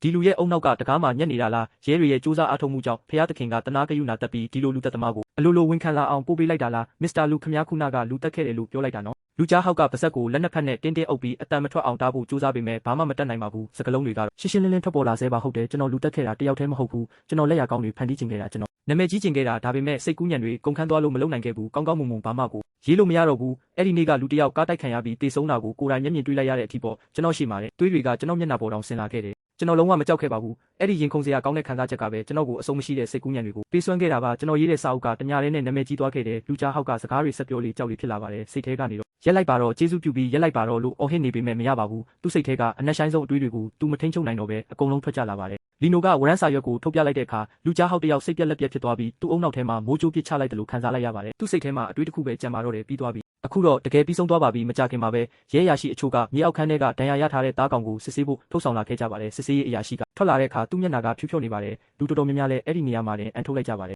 အဲ့ဒီမြင်ကွင်းကတော့တကယ်ကိုကြောက်မက်ဖွယ်ကောင်းလုံးပါတယ်ဒဏ်ရာရထားတဲ့တားကောင်ကိုတော့ဆေးရုံကိုချက်ချင်းပို့ဆောင်ကူတာပေးလိုက်ပါတယ်အဲ့ဒီနောက်မှာတော့စုံစမ်းစစ်ဆေးမှုကအလွန်ချုံမောပြဖြစ်သွားပါတယ်အဖမ်းခံလိုက်ရတဲ့လူကြားဟောက်ကအမှန်တရားဆောင်ပုတ်ရဲ့တက်ရောက်မှုအောက်မှာရဲတွေရဲ့မိကွန်းတိုင်းကိုအပြည့်စုံနဲ့အလွန်ပူးပေါင်းဆောင်ရွက်ပြီးဖြေကြားနေပါတယ်သူ့ရဲ့ထွက်ဆိုချက်အရရဲတွေကနောက်ထပ်အလောင်း3လောင်းကိုစက်တိုက်ရှာတွေ့ခဲ့ပြီးလွန်ခဲ့တဲ့နှစ်အနည်းငယ်ကမဖြေရှင်းနိုင်ခဲ့တဲ့လူတက်မှုတစ်ခုနဲ့ပါဆက်ဆက်မိသွားပါတယ်6နှစ်လောက်ကအသက်30အရွယ်အမျိုးသမီးတစ်ယောက်ကိုအလွန်ရက်ဆက်စွာအပိုင်းပိုင်းခုတ်ထစ်တက်ဖြတ်ခဲ့တဲ့အမှုပါပြစ်မှုကျူးလွန်သူကအလွန်လိမ္မာပါနှက်ပြီးခန္ဓာကိုယ်အစိတ်ပိုင်းတွေကိုမြို့နယ်အသီးသီးမှာဖြန့်ကျဲထားတာကြောင့်ဘာသေးလွန်စားမှမကြံခဲ့ပါဘူးအဲ့ဒီအချိန်တုန်းကအဲ့ဒီအမှုကတစ်မျိုးလုံးမှာဟိုးလေးတကြောဖြစ်ခဲ့တာပါလူတွေလည်းစိုးရိမ်ပူပန်ခဲ့ကြရပါတယ်လီနိုကသူ့အဖွဲ့နဲ့အတူနေညမပြတ်စုံစမ်းခဲ့ပေမဲ့ဘာသေးလွန်စားမှမရခဲ့ပါဘူးအမှုကလည်းမပြီးပြတ်ပဲဆိုင်းငံ့နေခဲ့ရပါတယ်ဒါကသူ့ရင်ထဲမှာဝင်တော့ဝင်ဖို့တစ်ခုဖြစ်နေခဲ့တာပါအခုတော့လူကြားဟောက်ဝင်ခံလိုက်တဲ့အတွက်အမှန်တရားကနောက်ဆုံးမှာပေါ်ပေါက်လာခဲ့ပါပြီဒီအမှုကအစကနေအဆုံးထိ2ရက်အတွင်းမှာပဲအောင်မြင်စွာဖြေရှင်းနိုင်ခဲ့ပါတယ်လင်းဟောင်ရဲ့ရခင်စုံစမ်းစစ်ဆေးမှုအတွေ့အကြုံတွေထက်အစပေါင်းများစွာမြန်ဆန်တဲ့မကြုံစဖူးအရှိန်ဟုန်ပါပဲအရင်ကဖြစ်ခဲ့တဲ့အပိုင်းပိုင်းခုတ်ထစ်ခံရတဲ့အမှုမှာစုငွေ9000ယွမ်ချီးမြှင့်ထားတာကြောင့်လီနိုကကျေးဇူးတင်တဲ့အနေနဲ့နောက်ထပ်2000ယွမ်ကိုကျွန်တော်အတွက်ထပ်မံတောင်းဆိုပေးခဲ့ပါတယ်စုစုပေါင်း9000ယွမ်ရရှိသွားပါတယ်အဲ့ဒီစုငွေကိုရလိုက်တဲ့အခါကျွန်တော်မျက်လုံးတွေတောင်မေးသွားတဲ့အထိပြုံးမိသွားပါတယ်လာချန်ကွေးလိုပဲလင်းဟောင်နဲ့အတူလူ3ယောက်ကကျွန်တော်ကိုရဲစခန်းတကားဝတီဝမ်းသာအားရလိုက်ပို့ပေးကြတယ်မာစတာလူကြီးဒီတခါတော့ခမားရဲ့ထူကြတယ်အကူညီအတွက်ကျေးဇူးတင်ပါတယ်ဒီကျေးဇူးကိုနောက်အတွက်မှတ်ထားပေးပါမယ်တရားမဝင်တဲ့ကိစ္စမျိုးမဟုတ်ရင်ဘလို့အခက်ခဲပဲကြုံကျွန်တော်စီအချိန်မရွေးလာခဲ့ပါအချိန်မရွေးပေါ်ပြအဖွဲ့ခေါင်းဆောင်တွေကလည်းယဉ်ကျေးလုံးပါတယ်ခမားလည်းအခကြေးငွေပေးပြီးပြီပဲအခုဆိုရင်ကျွန်တော်တို့ကြေသွားပါပြီအဲ့လောက်လဲစဉ်းစားမနေပါနဲ့ဘာပဲဖြစ်ဖြစ်ကျေးဇူးတရားဆိုတာကိုတော့မှတ်ထားရမှာပေါ့ လီနိုကတော့ဘယ်တော့မှမေ့မှာမဟုတ်ဘူးဒါနဲ့ခမားလုပ်ပေးလိုက်တဲ့အမှတ်သားကတကယ်ကိုကောင်းတာပဲနောက်ကျရင်ရှုပ်ထွေးတဲ့အမှုတွေကြုံလာရင်ခမားကိုပဲအကူအညီတောင်းလို့ရမလားရပါတယ်လိုအပ်ရင်အချိန်မရွေးဆက်သွယ်လိုက်ပါကြောက်မက်ဖွယ်ကောင်းတဲ့လူတက်မှုစဉ်တွေအဆုံးသတ်သွားပါပြီဒီသတင်းကလူမှုအတိုင်းဝိုင်းမှာချက်ချင်းပဲဟိုးလေးတကြောဖြစ်သွားခဲ့တယ်ချက်ချင်းဆိုသလိုပဲသတင်းကောင်းကြီးပိုင်းတွေမှာနေရာယူသွားတဲ့နာမည်ကြီးစာရေးဆရာလောကရက်ဆက်တဲ့လူတက်သမားဖြစ်နေလိမ့်မယ်လို့ဘယ်သူမှမထင်ထားခဲ့ဘူးလောကသူ့စာအုပ်အတွက်အိုင်ဒီယာရဖို့ရက်ဆက်ဆက်လူတက်ခဲ့တာပါလူတက်မှုအမှုတွေကလည်းအဆုံးသတ်သွားပါပြီလောရဲ့ထိတ်လန့်စရာဝတ္ထုဇလန်းတွေကတကယ်အဖြစ်အပျက်တွေကနေယူထားတာဖြစ်နေတဲ့နေအိမ်ကိုပြန်ရောက်တော့မိန်းကလေးတစ်စီရဲ့ဝိညာဉ်ကိုအရင်ဆုံးတန့်စင်ပေးလိုက်တယ်ပြီးတော့ခဏလောက်အိတ်လိုက်တယ်နိုးလာတဲ့အချိန်မှာတော့ညနေဆောင်နေပြီးခန္ဓာကိုယ်ထဲကမေတ္တာတက်အလင်းရောင်ကအရင်ကထက်ပိုရှင်းလင်းပြီးပိုသိပ်သေးလာတာကိုခံစားမိတယ်ဒီခန္ဓာကိုယ်ကတော့အခုထိအားနဲ့နေလုံးမဲ့ပိုပြီးလေ့ကျင့်ရအောင်မယ်ကျွန်တော်လာတာဆောင်မှာကြောက်တုံးတွေကိုစီးပြီးစွန့်ရင်စူးစီးတဲ့အစီရင်လေးတစ်ခုတိဆောက်လိုက်တယ်အစီရင်ရဲ့အလဲမှာထိုင်ပြီးတရားမှတ်အသက်ရှူလမ်းကြောင်းကိုထိန်းညှိလိုက်တယ်တညလုံးလေ့ကျင့်ပြီးတဲ့နောက်ခန္ဓာကိုယ်ကနေအညစ်အကြေးတွေထွက်လာတဲ့ခန္ဓာကိုယ်ကစွန်တစင်းလိုပေါ်ပါသွားတယ်လို့ပဲဝိညာဉ်စွမ်းအင်ကလည်း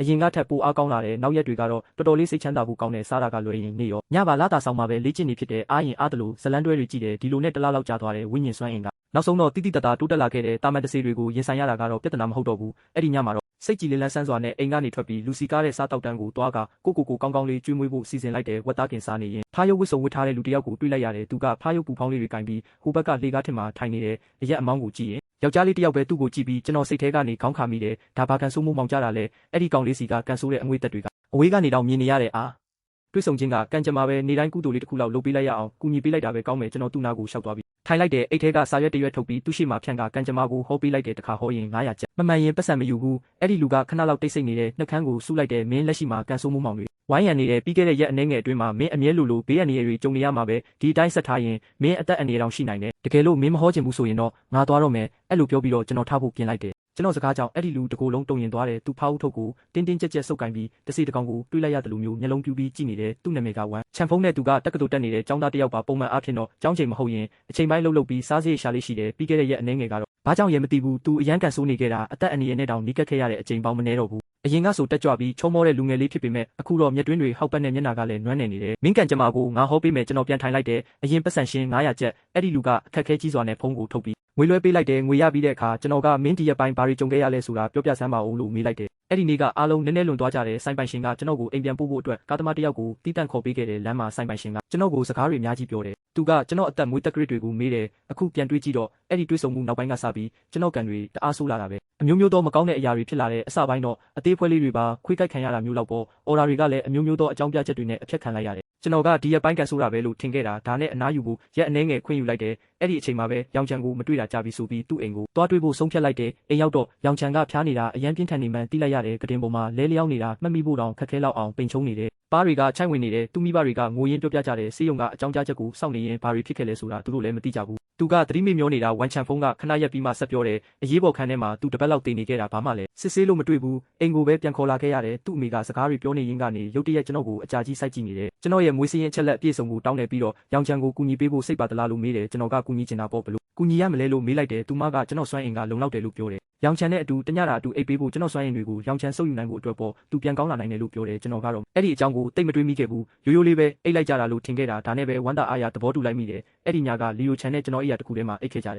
ယ်သူ့အမေကကျွန်တော်လက်ကောက်ဝတ်နဲ့လီယိုချန်ရဲ့လက်ကောက်ဝတ်ကိုအနီရောင်ကြီးမြင်တစ်ခုနဲ့ချီပေးလိုက်တယ်အဲ့ဒီလိုလုပ်ရင်ကျွန်တော်ရဲ့စွမ်းအင်တွေကသူ့စီကူးဆက်သွားပြီးလီယိုချန်တယောက်နေပြန်ကောင်းလာလိမ့်မယ်လို့သူမပြောတယ်အဲ့ဒီညကအရန်အေးတယ်လို့မှတ်မိနေသေးတယ်အထူးသဖြင့်အနီရောင်ကြီးမြင်ချီထားတဲ့လက်မောင်းကအေးခဲပြီးထုံကျင်နေတာပဲညတကောင်ရံမှာစောင်းထက်တောင်းဖို့လဲရှက်တာနဲ့မနက်မိုးလင်းတဲ့အထိအောက်ခံထားလိုက်ရတယ်နောက်တနေ့မှာတော့လီယိုချန်ရဲ့အမေကကျွန်တော်ကိုကျေးဇူးတင်တဲ့အနေနဲ့အရသာရှိတဲ့ဟင်းလျာတွေအများကြီးချက်ကျွေးတယ်မပြန်ခင်မှာဘိုက်ဝအောင်ကျွေးလိုက်တာပေါ့ရက်အနေငယ်ကြမှာတော့လီယိုချန်တယောက်အံ့ဖွယ်ကောင်းလောက်အောင်ပြန်ကောင်းလာတယ်ဒါပေမဲ့အဲ့ဒီအချိန်ကစပြီးကျွန်တော်ကတကယ်ကိုကန်ဆိုးသွားတော့တာပဲလီယိုချန်ပြန်ကောင်းလာတဲ့ကကျွန်တော်ကန်ကြမ္မာကပိုးဆိုးသွားတယ်ဖားကောင်းပုံစံအုတ်ထုတ်ကိုကင်ထားတဲ့ဝန်ချန်ဖုန်းရဲ့မျက်နှာမှာကြောက်ရွံ့မှုတွေအပြည့်ပါပဲသူတတွေးကိုခက်ခက်ခဲခဲမျိုးချလိုက်ပြီးမနေ့ကကျွန်တော်လမ်းလျှောက်နေတာပုံမှန်ပါပဲကားတစ်စီးကကျွန်တော်ကိုတက်တက်ကြီးမောင်းဝင်လာတဲ့ကန်ကောင်းလို့မြန်ရှောင်လိုက်နိုင်တာမဟုတ်ရင်ကျွန်တော်အသက်တောင်ပါသွားနိုင်တယ်ဒါကကျွန်တော်ကိုမသေးမချင်းရက်တက်မှာမဟုတ်ဘူးထင်တယ်မာစတာလူဒါကဘာဖြစ်တာလဲဆိုတာတစ်ချက်လောက်ကြည့်ပေးပါဦးကျွန်တော်တခုခုမကောင်းတာကိုတွားထိမိလို့လားသူ့ခန္ဓာကိုယ်မှာရစ်ပတ်နေတဲ့မင်းမောင်နေတဲ့မိကိုငွေနှစ်ခုကိုမြင်တော့ကျွန်တော်တပြင်းချလိုက်မိတယ်တနာစရာကန်ဆိုးတဲ့လူရဲ့မင်းရဲ့ကန်ကြမ္မာကိုတခြားတစ်ယောက်ကငှားရမ်းသွားတာပါအစကတော့မင်းရဲ့ကန်ကြမ္မာကအတော်လေးကောင်းပါတယ်အိမ်ချမ်းမြေအေဂျင်စီကတထေးကမင်းရဲ့ကန်စွမ်းရင်တွေကိုခိုးယူသွားတာပါပြီးတော့ပြင်းထန်စွာဖျားနာနေတဲ့လီယိုချန်အတွက်မင်းကဘေးအန္တရာယ်တွေကိုခံယူပေးလိုက်ရတာပေါ့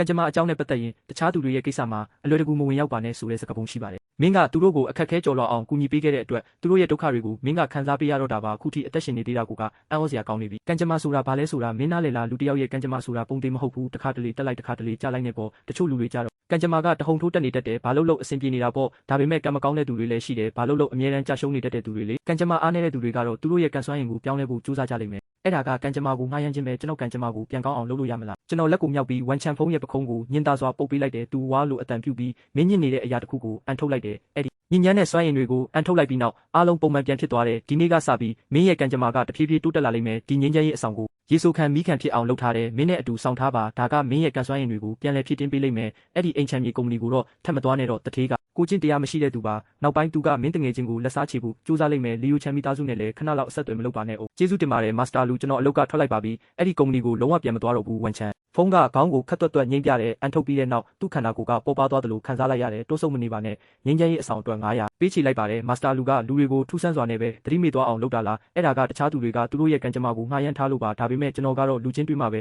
အကဲဖြတ်နိုင်မှာမင်းအိမ်မှာသတိမေ့သွားတဲ့သူနောက်တစ်ယောက်ရှိသေးတယ်မဟုတ်လား။ဝန်ချန်ဖုန်းကခဏလောက်တွေ့ဝေသွားတယ်သူဖုန်းထဲကတပ်ပုံတစ်ပုံကိုဖွင့်ပြတယ်ဒါကကျွန်တော်တငယ်ချင်းတစ်ယောက်ပါသူရုတ်တရက်သတိမေ့ပြီးလဲကျသွားတာပြဿနာတစ်ခုခုရှိနေလို့ဖြစ်နိုင်မလားကျွန်တော်တပ်ပုံကိုတစ်ချက်ကြည့်လိုက်တယ်ဆေးရုံကရင်ပေါ်မှာလဲလျောင်းနေတဲ့လူငယ်လေးတစ်ယောက်ပါသူ့ခန္ဓာကိုယ်မှာမင်းနဲ့နေတဲ့မိခိုးငွေတွေထူထပ်စွာဝိုင်းရံနေတယ်မင်းထင်တာမမှားဘူးသူ့အခြေအနေကတကယ်ကိုပုံမှန်မဟုတ်ဘူးမင်းထက်တောင်ပိုဆိုးနေသေးတယ်ကျွန်တော်ထက်တောင်ပိုဆိုးတယ်ပေါ့ဒါဆိုရင်သူမကြသေးခင်ကတခုခုထူးထူးခြားခြားကြုံခဲ့တာမျိုးတိလားတနေရာရသွားတာမျိုးဒါမှမဟုတ်တစုံတစ်ယောက်ဒါမှမဟုတ်ပစ္စည်းတစ်ခုခုနဲ့ထိတွေ့မိတာမျိုးရှိလားဘာမှမမှတ်မိဘူးဗျာသူတခုခုဖြစ်ရင်ကျွန်တော်ကိုပြောပြနေကြပါထူးထူးခြားခြားဘာမှမရှိခဲ့ဘူးသူကရုတ်တရက်ဖျားသွားတာပဲယောဂါကတော်တော်ထူးဆန်းတယ်ခဏလေးထိကျွန်တော်နဲ့စကားပြောနေတာရုတ်တရက်သတိမေ့သွားပြီးမင်းမျောသွားတာပဲအရန်ကြောက်ဖို့ကောင်းတယ်မင်းတို့အိတ်ဆောင်ကိုကြည့်လို့ရမလားအတွင်းထဲဝင်စရာမလိုပါဘူးဗီဒီယိုခေါ်လိုက်ပါကျွန်တော်ချက်ချင်းကြည့်လို့ရအောင်လေအိတ်ဆောင်ကိုပြန်ရအောင်ဝန်ချန်ဖုန်းကအယုတ်ဝတ်စုံကိုချွတ်လိုက်တယ်သူအဲ့ဒါကိုနှစ်ချက်လောက်အသာပုတ်ပြီးပစ္စည်းတွေကိုတင်းစီကပြန်ဖို့ပြင်ဆင်တယ်မင်းဘယ်တော့မှမတွေးမိဘူးလားမင်းအနေနဲ့ကြုံတိုင်းဘာလို့အမြဲတမ်းဘေးကင်းအောင်လွတ်မြောက်နေတာလဲအဲ့ဒါဘာကြောင့်လဲကျွန်တော်ကံကြမ္မာကခက်ခဲလွန်းလို့လားလုံးဝမဟုတ်ဘူးမင်းကိုလှုပ်ဝက်စွာကာကွယ်ပေးနေတဲ့သူရှိလို့ပါဘသူကကျွန်တော်ကိုကာကွယ်ပေးနေတာလဲအဲ့ဒီလိုဆိုရင်တော့ကျွန်တော်ကသူတို့ကိုကျေးဇူးတင်စကားပြောရတော့မှာပေါ့ကျွန်တော်ကလှုပ်ဝက်တဲ့အပြုံးတစ်ခုကိုပြလိုက်တယ်နောက်မှမင်းသိရလိမ့်မယ်အရင်ဆုံးအိတ်ဆောင်ကိုပြန်ကြရအောင်ကောင်းပါပြီဝန်ချန်ဖုန်းထွက်သွားပြီးတဲ့နောက်ကျွန်တော်ကသူ့နောက်ကလိုက်လာတဲ့သပင်ဖြူဖြူနဲ့အဖွားအိုကိုကြည့်ပြီးစိတ်မပူပါနဲ့သူဘာမှထပ်မဖြစ်စေရပါဘူးကျွန်တော်နဲ့လိုက်ခဲ့ပါလို့ညင်သာစွာပြောလိုက်တယ်အဖွားအိုကပြုံးပြပြီးကျွန်တော်ကိုခေါင်းညှိပြတယ်ဝန်ချန်ဖုန်းရဲ့အိတ်ဆောင်ကတော့တန်ရှင်းတက်ရက်နေသေးပေမဲ့အခုတော့အတွင်းမှာလူမရှိတော့ဘူးသူကဖုန်းထုတ်ပြီးကျွန်တော်ကိုဗီဒီယိုခေါ်လိုက်တယ်မာစတာလူသူတို့ဒီမှာမရှိဘူးသူတို့ရေးစားတွေနဲ့အတူတူတွားကြတာဖြစ်မယ်စကားပြောနေရင်သူကဖုန်းကိုကင်ပြီးအိတ်ဆောင်တဲကိုဖြည်းဖြည်းချင်းရှောက်ဝင်သွားတယ်ကျွန်တော်လည်းအိတ်ဆောင်တဲကပတ်ဝန်းကျင်ကိုတေချာဆူးစိုက်ကြည့်လိုက်တယ်ကျွန်တော်အကြည့်တွေကရုတ်တရက်အိတ်ရတစ်ခုပေါ်မှာရက်တန့်သွားတယ်ကျွန်တော်မျက်ခုံးတွေတွန့်ချိုးသွားမိတယ်ဒီအိတ်ရတစ်ဝိုက်မှာမကောင်းဆိုးဝါးစွမ်းရည်တွေအရန်ပြင်းထန်နေတယ်အဆောင်တစ်ခုခုတုံးထားတဲ့အငွေ့သက်တွေလည်းရှိနေတယ်ကျွန်တော်လည်းလေတန်းကိုအေးအေးနဲ့မေးလိုက်တယ်သတင်းပေါက်နာကအပေါ်ထက်အိတ်ရကဘသူအိတ်ရလဲဒါကျွန်တော်အကောင်းဆုံးတငယ်ချင်းလီချန်ရဲ့အိတ်ရပါဆိုလိုတာကရုတ်တရက်ဖျားနာသွားတဲ့သူကဘာဖြစ်သွားတာလဲတခုခုတော့မမှန်ဘူးဝန်ချန်ဖုန်းကကျွန်တော်ရဲ့တည်ကြည်တဲ့မျက်နှာအမူအရာကိုမြင်တော့သူ့နောက်ကိုနှစ်လန်းလောက်ထိတ်လန့်တကြားနဲ့ဆုပ်လိုက်တယ်မာစတာလူလီချန်ကတကယ်ပဲအန်ရကြီးတဲ့အခြေအနေမှာရှိနေတာလားကျွန်တော်ခေါင်းချင်းပြလိုက်တယ်ဝန်ချန်ဖုန်းကချက်ချင်းလန့်သွားပြီးအတန်တွေတုံရင်လာတယ်မာစတာလူခမည်းသူ့ကိုကယ်တင်ပေးရမယ်လီချန်ကကျွန်တော်ရဲ့အသက်အသေးလဲပေါင်းရတဲ့ညီကိုပါကျွန်တော်စိတ်ကိုငြိမ်အောင်ထားပြီးပြောလိုက်တယ်စိတ်မပူပါနဲ့အရင်ဆုံးမင်းသိသမျှအကြောင်းအရာတွေကိုအသေးစိတ်ပြောပြပါလီချန်နဲ့ကျွန်တော်ကမွေးနှစ်မွေးလာမွေးရဲ့အတူတူပဲကျွန်တော်တို့ကအိမ်နီးချင်းတွေလည်းဖြစ်တယ်ကျွန်တော်တို့ရဲ့ဆက်ဆံရေးကအရန်ရင်းနှီးတယ်တပတ်လောက်လူကကျွန်တော်တို့စားတောက်ဆိုင်မှာအတူတူသွားစားကြတယ်သူကတခိုက်လောက်ပဲဝါရသေးတယ်ရုတ်တရက်စပွဲပေါ်ကိုမှောက်လျက်လဲကျသွားတယ်အဲ့ဒီအချိန်တုန်းကကျွန်တော်အရန်လန့်သွားတယ်အစားတောက်မှာတခုခုမားနေတာလို့ထင်မိတယ်ချက်ချင်းပဲဆေးရုံကိုပို့လိုက်ပေမဲ့အဲ့ဒီအချိန်ကစပြီးသူသတိမေ့မျိုးနေတာပဲဆရာဝန်တွေတောင်သူ့ယောဂါကဘာလဲဆိုတာရှာမတွေ့ဘူးအရင်ကဆိုရင်တော့ထူးဆန်းတာမျိုးဘာမှမခံစားခဲ့ရဘူးပြီးခဲ့တဲ့ရက်အနေငယ်ကလီချန်နဲ့ကျွန်တော်မရည်ရွယ်ပဲနဲ့မတန်ရှင်းတဲ့အရာတစ်ခုခုနဲ့ပတ်သက်မိတာလားလို့တွေးမိတယ်ကြည့်လေကျွန်တော်လည်းဒီရက်ပိုင်းအရန်ကန်ဆိုးနေတယ်သူလည်းရုတ်တရက်သတိလစ်ပြီးမေးမျောသွားတယ်ဒါကအရန်ထူးဆန်းတယ်မာစတာခင်ဗျားဘယ်လိုထင်လဲတကယ်ပဲအဲ့ဒီလိုမျိုးဖြစ်နိုင်လားသူ့အခြေအနေမှာပြဿနာတစ်ခုခုရှိနေတာတော့သိချတယ်လို့ကျွန်တော်ထင်တယ်ပြောရရင်ဒါကတာမန်ယောဂမဟုတ်ဘူးစေပညာနဲ့ဆိုင်တဲ့ယောဂမဟုတ်ဘူးမာစတာဒါဆိုကျွန်တော်တို့သူ့ကိုဘယ်လိုကယ်တင်နိုင်မလဲခင်ဗျာဒါပြောပါကျွန်တော်အသေးချာလုပ်ပေးပါမယ်ကျွန်တော်မလုပ်နိုင်ရင်တော့သူ့မိဘတွေကတော့လုပ်နိုင်မှာပါကျွန်တော်ခဏလောက်စဉ်းစားပြီးပြောလိုက်တယ်သူ့အခြေအနေကတော်တော်လေးထူးခြားတယ်သေချာအောင်သူ့ကိုလူကိုယ်တိုင်သွားကြည့်မှဖြစ်မယ်ကျွန်တော်ခင်ဗျားကိုသူ့စီခေါ်သွားပေးမယ်အခုလေည8 နာရီခွဲကျော်နေပြီအခုသွားရင်သူတို့ကိုအနှောက်အယှက်ဖြစ်မလားလီချန်ကအခုဆေးရုံမှာရှိနေတာဆိုတော့ဘယ်အချိန်မှသွားကြည့်လို့ရတယ်ကောင်းပြီကျွန်တော်ကိုလာခေါ်ပါကျွန်တော်သဘောတူလိုက်တယ်ဝန်ချန်ဖုန်းကလျှက်စစ်ဆိုင်ကလေးနဲ့ကျွန်တော်ကိုတင်ပြီးလီချန်ရှိတဲ့ဆေးရုံကိုအမြန်ဆုံးမောင်းသွားကြတယ်ကျွန်တော်ပေးထားတဲ့အဆောင်ကိုကင်ထားတဲ့အတွက်ဝန်ချန်ဖုန်းကသူ့ခန္ဓာကိုယ်တစ်ခုလုံးပေါ်ပါသွားတယ်လို့ခံစားရတယ်မိနစ်20ကျော်လောက်မောင်းပြီးတဲ့နောက်မှာတော့မြို့လေဆေးရုံကိုရောက်လာခဲ့တယ်လူနာဆောင်ကအရန်တိတ်ဆိတ်နေတဲ့အတန်ဆိုလို့ဘာမှမကြားရတဲ့လောက်ပဲလီချန်ကတယောက်ခန်းထဲမှာရှိနေတယ်တယောက်ဝင်လာတာကိုကြားတော့ဝန်မေကမျက်ရည်စတွေကိုအမြန်တုပ်လိုက်တယ်သူမလှည့်ကြည့်လိုက်တဲ့အခါဝန်ချန်ဖုန်းကလူငယ်လေးတယောက်ကိုခေါ်လာတာကိုတွေ့လိုက်ရတယ်သူတို့သားရဲ့တက္ကသိုလ်တငယ်ချင်းပဲဖြစ်မယ်လို့ထင်လိုက်ကြတယ်လင်မယားနှစ်ယောက်ကဘာမှသိမမေးကြဘူးလီဘီဆန်ကမျက်နှာဖြောတော့ပြီးပင်ပန်းနေပုံပေါက်တယ်ဝန်ရည်ညစ်နေပြီပဲဘာလို့လာတာလဲဒါမင်းရဲ့အတန်းဖော်လားဟဲလိုဦးလေးဒေါ်လေးဒါကမာစတာလူပါသူကအရန်တော်ပါတယ်တစ်ချက်ကြည့်လိုက်တာနဲ့လီချန်ရဲ့အခြေအနေကပုံမှန်မဟုတ်ဘူးဆိုတာသူသိသွားတယ်ကျွန်တော်သူ့ကိုလာကြည့်ပေးဖို့တမင်ခေါ်လာတာပါ ကျွန်တော်အရွယ်ကောင်းမဲ့ရှိသေးတာကိုမြင်တော့သူတို့ကကလေးကစားစရာလိုပဲထင်လိုက်ကြတယ်ဝင်းရီနာနန်ရဲ့စိတ်ခံစားချက်ကိုမင်းကယူဆိုင်မှန်ငါတို့သိပါတယ်ငါတို့လက်ခံပေးလိုက်ပါပြီဒါပေမဲ့ညဘက်ကအနေအများတယ်နန်နန်ကိုကြည့်ဦးစောပြန်တော့အဲ့ဒီအချိန်မှာပဲနောက်ဖေးဘက်ကနေလူကြီးတယောက်ဝင်လာတယ်မာစတာလူခမားပါလို့ရောက်လာတာလဲကျွန်တော်ပြုံးပြီးနှုတ်ဆက်လိုက်တယ်ဦးလေးကြီးကျွန်တော်တို့ပြန်တွေ့ကြပြီနော်အရန်ကောင်းပါတယ်နောက်ဆုံးတော့ကျွန်တော်ဦးလေးကိုရှာတွေ့ပြီပြီးခဲ့တဲ့2ရက်လုံးလမ်းတွေအနှက်လိုက်ရှာနေတာတော့မတွေ့ခဲ့ဘူးစိတ်ပူလိုက်ရတာလူကြီးကပြောရင်းနဲ့သူ့သားဘက်ကိုလှည့်ကြည့်လိုက်တယ်သူ့သားကငင်းငိုင်နေတာကိုမြင်တော့မကြေမနက်နဲ့ပြောလိုက်တယ်ဒါငါပြောနေတဲ့သူပဲဘာလို့မာစတာလူကိုဒီတိုင်းကြည့်နေတာလဲဘာလုပ်နေတာလဲမာစတာလူကိုအမြန်နှုတ်ဆက်လိုက်လီဘီဆန်ကကျွန်တော်ကိုတေချာစစ်စစ်ကြည့်လိုက်တယ်သူ့အဖေရင်ကပြောပြဖူးတဲ့သူနဲ့တူမတူပေါ့ပေါက်စီဆိုင်မှာတော့ကအဖေတွေ့ခဲ့တဲ့ဆရာကအရန်တော်တယ်အသက်ရှင်နေတဲ့နတ်ဖျားတစ်ပါးလိုပဲဟောကိန်းတွေကအရန်မှန်တယ်အဲ့ဒီတုန်းကတော့ကျွန်တော်လည်းတော်တော်ထူးဆန်းတယ်လို့ထင်ခဲ့တာပဲနောက်တော့ကျွန်တော်ကလေးဖျားနာလာတယ်အဖေကအဲ့ဒီဆရာတော်ကိုရှာပေးဖို့တွတ်နဲ့ပြောနေတာပဲသူကကလေးကိုကယ်နိုင်တယ်ဒီလောက်ငယ်ရွယ်ပြီးတန့်ပြန့်တဲ့လူငယ်လေးဖြစ်နေလိမ့်မယ်လို့မထင်ထားခဲ့ဘူးဝမ်မေကလီဘီဆန်ရဲ့လက်မောင်းကိုခပ်ဖောက်ခွာဆွဲလိုက်တယ်သူမကအဖေဖြစ်သူရဲ့ဆူးရှာတဲ့အကြည့်ကိုမလွန်ဆန်နိုင်တော့ဘူးကျွန်တော်ကိုခက်တောင့်လေးနှုတ်ဆက်လိုက်ရတယ်အဖိုးအိုကစိုးရိမ်လွန်းလို့ပါဇက်ထောင်တွေမှာဒရွေးစားတွေတောင်စိုးနေတယ်မမျှော်လင့်ပဲမာစတာလူခမကိုယ်တိုင်ရောက်လာတာလားမာစတာကျေးဇူးပြုပြီးချက်ချင်းကြည့်ပေးပါဦးကျွန်တော်မြေကဝိညာဉ်ရေးရထိခိုက်မှုတစ်ခုခုဖြစ်နေတာလားလီဟူဝမ်ကသူ့ကလေးကိုအမြန်ဆွဲပြီးကျွန်တော်ကိုလူနာကတင်နာခေါ်သွားတယ်ကျွန်တော်လီချန်ကိုတစ်ချက်ကြည့်လိုက်တာနဲ့ချက်ချင်းပဲသဘောပေါက်သွားတယ်သူ့အသက်ကိုတခြားသူတစ်ယောက်ကငားရမ်းယူထားတာပဲဆိုလိုတာကကံကြမ္မာငားရမ်းခြင်းပေါ့ကျွန်တော်ကောင်းငိမ့်လိုက်တယ်တချို့လူတွေကမသေးခြင်းတဲ့အတွက်အမောင်တက်ပညာကိုသုံးပြီးတခြားသူရဲ့တက်တန်းကိုသူတို့စီလွှဲပြောင်းယူတတ်ကြတယ်ဒါကိုကံကြမ္မာငားရမ်းခြင်းလို့ခေါ်တယ်လီဟူဝမ်ကထိတ်လန့်ပြီးဒေါသထွက်သွားတယ်ဘသူလဲအဲ့ဒီလိုရုံမာတဲ့သူကဘသူလဲကျွန်တော်မြေကိုကျွန်တော်ရဲ့မျက်စိတစုံချစ်ရတဲ့မြေလေးကိုသူကဘလို့လုပ်ပြီးကံကြမ္မာကိုလာခိုးယူရတာလဲကျွန်တော်သူ့ကိုစိန်ခေါ်လိုက်တယ်ကျွန်တော်စကားဆုံးတာနဲ့ဝမ်မေရဲ့မျက်ရည်တွေချက်ချင်းကျလာတယ်သူမကျွန်တော်ကိုဆူဆူရဲရဲကြည့်ပြီးမာစတာလူကြီးကျွန်မမှာတားတယောက်ပဲရှိတာပါကျေးဇူးပြုပြီးဘာပဲဖြစ်ဖြစ်သူ့ကိုကယ်တင်ပေးပါရှင်ကယ်တင်ပေးရမယ်လီဘီဆန်ကသူ့ဇနီးရဲ့ပခုံးကိုဖတ်ပြီးနှစ်သိမ့်ပေးလိုက်ရင်ညင်သာစွာပုတ်ပေးပြီးမာစတာလူစီလှည့်လာတယ်ဒေါသထွက်နေတဲ့လူကြီးကဖခင်ဖြစ်သူကိုအလင်းစလိုမလုပ်ပါနဲ့ဒီဖိုးကြီးပြောတာကိုနားထောင်ပါကျွန်တော်အရင်ကပေးထားတဲ့ကံကောင်းခြင်းကတင့်မြေးလေးစီမှာအမြဲတမ်းရှိနေသေးလားလို့မေးလိုက်တယ်လီဟူဝမ်ကမြေးလေးရဲ့အိတ်ကက်တွေကိုစမ်းကြည့်လိုက်ပေမဲ့မိလောင်ထားတဲ့အဆောင်စက်ကူပြားတွေပဲတွေ့ရတယ်သူလက်မလျှော့ပဲထက်ဆန်းကြည့်ပြန်တဲ့ပြားတွေပဲရှိသေးတယ်ဒါပါလဲဘာလို့ပြားပဲကြံခဲ့ရတာလဲအစကတော့သူမဆောင်ထားခြင်းခဲ့ဘူးကျွန်တော်ကမုတ်ဖိုးဖြတ်မယ်လို့ပြောမှပဲဆောင်ထားဖို့သဘောတူခဲ့တာသုံးပြီးသားအဆောင်စက်ကူကချက်ချင်းပြဖြစ်သွားတာလားကျွန်တော်ရှင်းပြလိုက်တယ်သူ့အသက်ကိုမတရားသဖြင့်ငှားရမ်းလိုက်တဲ့အချိန်မှာသူချက်ချင်းတေဆုံးသွားတင်တာပါဒါပေမဲ့အဆောင်ကသူ့ကိုဘေးအန္တရာယ်ကနေကာကွယ်ပေးထားလို့အခုလိုမင်းမျောနေုံပဲရှိတာပါမာစတာလူကျွန်တော်ကလေးကိုနိုးထလာအောင်လုပ်ပေးနိုင်ပါတယ်ဝမ်မေကကတင်ပေါ်ကကလေးကိုကြည့်ပြီးဝမ်းနဲ့စွာမျက်ရည်ကျနေတယ်ကျွန်တော်ကောင်းညစ်ပြီးကျွန်တော်လက်ကိုဝေယံပြီးအဆောင်တစ်ခုရေးဆွဲပေးနိုင်ပါတယ်လို့ပြောလိုက်တယ်ဝိညာဉ်စွမ်းအင်တွေစီးဆင်းလာပြီးလူတစ်ယောက်အရွယ်စားလောက်ထိတိုးပွားလာကရွှေရောင်လင်းနှန်းတွေထွက်ပေါ်လာပြီးဖြည်းဖြည်းချင်းလီချန်ရဲ့ခန္ဓာကိုယ်ထဲကိုဝင်ရောက်သွားတယ်ဝန်ချန်ဖုံးကပါဇက်အဟောင်းသားနဲ့ကတင်ပေါ်ကလီချန်ကိုငေးကြည့်နေတယ်လီဘီဆန်နဲ့ဝမ်မေတို့ရဲ့စိတ်တွေလည်းရက်တန့်သွားတယ်လို့ပဲသူတို့သားလေးကိုကြည့်ပြီးဘာဖြစ်မှမသိဖြစ်နေကြတယ်လီဟွမ်ကတော့သူတို့ထက်နည်းနည်းပိုကောင်းပေမဲ့ခြေလက်တွေအားမရှိတော့ပဲမတ်တက်ရက်ဖို့အခက်အခဲဖြစ်နေတဲ့ကတင်ပေါ်ကလီချန်ကနည်းနည်းလှုပ်ရှားလိုက်ပြီးဖြည်းဖြည်းချင်းမျက်လုံးဖွင့်ကြည့်လိုက်တော့လူအုပ်ကြီးကသူ့ကိုတန်တောတုံနှုတ်စွာနဲ့စိုက်ကြည့်နေတာကိုတွေ့လိုက်ရတယ်အားလုံးကဘာလို့ကျွန်တော်ကိုအဲ့ဒီလိုကြည့်နေကြတာလဲကြောက်လန့်နေတဲ့ဝမ်မေကတတိပြန်ဝင်လာပြီးတားဖြစ်သူစီပြေးသွားဖို့လုပ်ပေမဲ့လီဟွမ်ကအရင်ဦးသွားတယ်ကျွန်တော်ရဲ့ချစ်မြေလေးနောက်ဆုံးတော့နိုးလာပြီပေါ့အဖိုးကိုလမ်းသွားအောင်လုပ်တာပဲသူတို့စိတ်အေးသွားတဲ့အခါကျွန်တော်ဆက်ပြောလိုက်တယ်ကျမ်းမင်ဆိုတာအရန်ဆိုးရတဲ့တားမြစ်ထားတဲ့ပညာရက်တစ်ခုပါဒါကိုအပြီးတိုင်ဖျက်ဆီးဖို့ဆိုရင်ဒီပညာရက်ရဲ့နောက်ွယ်ကလူကိုရှာတွေ့ဖို့လိုအပ်ပါတယ်ဒီပညာရက်ကိုဖျက်ဆီးဖို့ကျွန်တော်ခဏစဉ်းစားပြီးမင်းတို့မိသားစုထဲမှာနှစ်အနည်းငယ်တိုင်းလူတစ်ယောက်ရုတ်တရက်တေဆုံးတတ်သလားလို့မေးလိုက်တယ်သူတို့ကဟုတ်ပါတယ်ဒါကိုတော့မာစတာလူကကြိုသိနေတာလားလို့ပြောကြတယ်တကယ်ကိုထူးခြားတာပဲလီမီသားစုညီကို3ယောက်ထဲကဟူဝမ်ကတတိယမြောက်ပေါ့အကြီးဆုံးအကိုလီဂျာဝမ်မှာသား2ယောက်နဲ့သမီး1ယောက်ရှိတယ်သူ့အကြီးဆုံးသားကအမိုးပြင်းရင်ပြုတ်ကျပြီးတေဆုံးသွားခဲ့တယ်နှစ်အနည်းငယ်ကြာတော့ငယ်ရွယ်တဲ့ဒုတိယသားကရုတ်တရက်နှလုံးရောဂါနဲ့တေဆုံးသွားတယ်ဒုတိယညီအကိုလီယိုမှာသား1ယောက်နဲ့သမီး1ယောက်ရှိတယ်သူ့သားကလွန်ခဲ့တဲ့နှစ်အနည်းငယ်ကကားမောက်တဲ့မတော်တဆမှုမှာသူတယောက်တည်းပဲတေဆုံးခဲ့တယ်အားလုံးကဒီကိစ္စကိုတန်တရားဖြစ်ခဲ့ကြတယ်လီညီကိုတွေကသူတို့ရဲ့ဘိုးဘွားပိုင်တင်ချိုင်းကုန်းမှာပြဿနာရှိနေမလားလို့တန်တရားဝင်ပြီးဖုံးရွှေဆရာကိုခေါ်ကတင်ချိုင်းနေရာကိုရွေးချယ်ပြီးပြောင်းရွှေ့ခဲ့ကြတယ်ဖုံးရွှေရသူတို့ရဲ့နေအိမ်တွေကိုလည်းပြန်လည်ပြင်ဆင်ခဲ့ကြတယ်ရင်းနဲ့ရန်နှစ်ဖက်လုံးမှာပြဿနာမရှိတော့မှပဲသူတို့စိတ်သက်သာရခဲ့ကြတယ်နောက်2နှစ်လောက်ထိဘာဆိုးရတဲ့ကိစ္စမှမဖြစ်ခဲ့ဘူးအားလုံးကပြေလည်သွားပြီလို့ထင်ခဲ့ပေမဲ့ရုတ်တရက်သူတို့ရဲ့မြေးတွေစီမှာထပ်ပြီးဒုက္ခရောက်လာပြန်တယ်လီဘီဆန်ကကျွန်တော်စကားကိုပြန်တွေးမိပြီးကျွန်တော်ကိုတေချာမေးလိုက်တယ်သူတို့ရဲ့အသက်တွေကလည်းငှားရမ်းခံထားရတာလားကျွန်တော်တန်တရားတွေကိုဖယ်ရှားပေးလိုက်တယ်ဟုတ်ပါတယ်သူတို့ရဲ့အသက်တွေကငှားရမ်းခံထားရတာပါဝမ်မေကဒီစကားကိုကြားတော့အလွန်ကြောက်လန့်သွားတယ်သူ့ကလေးလက်ကိုတင်းဆုပ်ကင်လိုက်တယ်အဲ့ဒီလောက်တောင်လားဒါဆိုကျမကလေးအန္တရာယ်ရှိမှလားစိတ်အေးထားပါသူတို့အသက်အန္တရာယ်မရှိပါဘူးမင်းတို့မိသားစုထဲမှာအရန်အသက်ကြီးတဲ့သူရှိသလားတွေးသားတော်ဆက်တဲ့သူမျိုးဖြစ်ရမယ်ကျွန်တော်မေးလိုက်တဲ့အခါအားလုံးကနားမလည်ကြပေမဲ့အလေးအနက်စဉ်းစားကြတယ်လီလူကြီးကအကြာကြီးစဉ်းစားပြီးကျွန်တော်ဝမ်းကွဲတယောက်ရှိတယ်အသက်ကြီးဆုံးပဲသူကအသက်90ရှိပြီဒါပေမဲ့သူတော့မဟုတ်တော့ဘူးအဲ့ဒီလူကအသက်100ကျော်ရမယ်နောက်တစ်ခေါက်တေချာပြန်စဉ်းစားကြည့်ပါလီဟူဝမ်ကခေါင်းကို6အောင်စဉ်းစားပေမဲ့မိသားစုထဲမှာအဲ့ဒီလောက်အသက်ကြီးတဲ့သူကိုရှာမတွေ့ဘူးသူ့အကိုစီဖုန်းဆက်ဖို့ပဲရှိတော့တယ်အခြေအနေကိုရှင်းပြတော့လီလာအိုဒါလည်းအကြာကြီးစဉ်းစားတယ်ရုတ်တရက်သူတယောက်ကိုတတိယသွားတယ်လမ်းကျွန်တော်တို့မိသားစုထဲမှာအဖွားကိုတယောက်ရှိသေးတယ်သူမအသက်ကအတော်ကြီးမယ်အသက်100ကျော်မှတေချာတယ်အဲ့ဒါကအမေတာဖုန်းပဲပြန်စဉ်းစားကြည့်ပါဦးသူမကကြာပြီမဟုတ်လားမဟုတ်ဘူးမသေးသေးဘူးအရင်တုန်းကရွာကိုပြန်လာတာမြင်လိုက်တဲ့သူရှိတယ်ဖုန်းချလိုက်တယ်လီဟူဝမ်ကကျွန်တော်ကိုကြည့်တယ်သူကစပီကာဖွင့်ပြီးအကြောင်းအရာကိုပြောပြတယ်ကျွန်တော်လည်းကြားလိုက်ရတယ်ခေါင်းညှိလိုက်တယ်ဟုတ်လောက်တယ်သူ့ကိုရှာတွေ့နိုင်မလားသူအခုဘယ်မှာလဲဆိုတာကျွန်တော်မသိဘူး ဒါပေမဲ့ကျွန်တော်ဒါဖုန်းနဲ့အရင်ကတည်းကတွေ့ဘူးတယ်သူ့မှာတားငယ်လေးတစ်ယောက်ရှိသေးတာကိုသိတယ်သူနဲ့ဆက်သွယ်လို့ရနိုင်မလားအဲ့ဒါကိုကြားတော့ကျွန်တော်ကောင်းညှိလိုက်တယ်ကောင်းပြီအဲ့ဒီလိုဆိုရင်တော့သူ့ကိုအဆက်အသွယ်လုပ်ကြည့်ဖို့ပဲရှိတော့တယ်မနေ့ထန်ကြရင်ကျွန်တော်တို့မွေးရမြေကိုပြန်သွားပြီးကြည့်ကြတာပေါ့ရွာထဲကိုသူပြန်လာတာမြင်လိုက်တဲ့သူရှိတယ်ဆိုတော့သူကအိမ်ဟောင်းမှာရှိနေနိုင်တဲ့လီဟူဝမ်ကတော့အခက်ခဲနေငယ်ကြုံခဲ့ရပေမဲ့နောက်ဆုံးမှာတော့ဒါဖုန်းရဲ့တားငယ်လီဝမ်နဲ့အဆက်အသွယ်ရသွားခဲ့တယ်ဘလို့ပဲဖြစ်ဖြစ်ဒါကသူများအိမ်ဟောင်းကြီးလေတယောက်ထဲသွားရတာလည်းအဆင်မပြေဘူးသူ့ကိုပါခေါ်ပြီးရွာကိုပြန်ပြီးစစ်ဆေးကြည့်တာပိုကောင်းပါလိမ့်မယ်ဆေးရုံကထွက်လာပြီးနောက်ကျွန်တော်အဝါရောင်စက်ကူတွေနဲ့ဆေးတုပ်ပစ္စည်းတွေဝယ်ခဲ့တယ်အိမ်ပြန်ရောက်တော့အဲ့ဒီညမှာပဲအဆောင်တွေအများကြီးရေးဆွဲခဲ့တယ်ဘဝကိုငှားရမ်းတဲ့နီလန်ကလီချန်ရဲ့ဘဝကိုငှားရမ်းဖို့ကြိုးစားတာအဆင်မပြေခဲ့ဘူးသူတို့ဘက်ကတော့လွယ်လွယ်နဲ့လက်ရှုံမှာမဟုတ်ဘူးတခြားသူကိုပဲပြစ်မှတ်ထားပြီးတိုက်ခိုက်မလားဒါမှမဟုတ်တခြားနီလန်တစ်ရှာမလားဆိုတာမသိနိုင်ဘူးဒါကြောင့်ဒီအောက်လန်းပညာကိုသုံးနေတဲ့သူကိုချက်ချင်းရှာတွေ့ဖို့လိုတယ်မလွဲမသွေတိုက်ပွဲဖြစ်လာမှာပဲအဆောင်တွေပိုပြင်ဆင်ထားမှဖြစ်မယ်ကြိုတင်ပြင်ဆင်ထားတာကနောက်တရတာထက်ပိုကောင်းတာပေါ့နောက်တနေ့မနက်မှာလီဗီဆန်ကလီဝမ်ကိုတွားခေါ်ဖို့ကားမောင်းသွားခဲ့တယ်လူလေးယောက်ပါတဲ့အဖွဲကရနာချင်းမရှိပဲသူတို့ရဲ့မွေးရမြေစီအမြန်မောင်းနဲ့တွားခဲ့ကြတယ်လီဟူဝမ်ရဲ့အိမ်ဟောင်းကယာယီလီဂျာရွာမှာရှိနေတာပါဂျင်ကျန်းမျိုးနဲ့တိတ်မဝေးပါဘူးကားနဲ့ဆိုရင်တနာရီကျော်လောက်ပဲကြာမယ်ကျွန်တော်လည်းလုံခြုံရေးအဆောင်၃ခုကိုထုတ်လိုက်ပြီး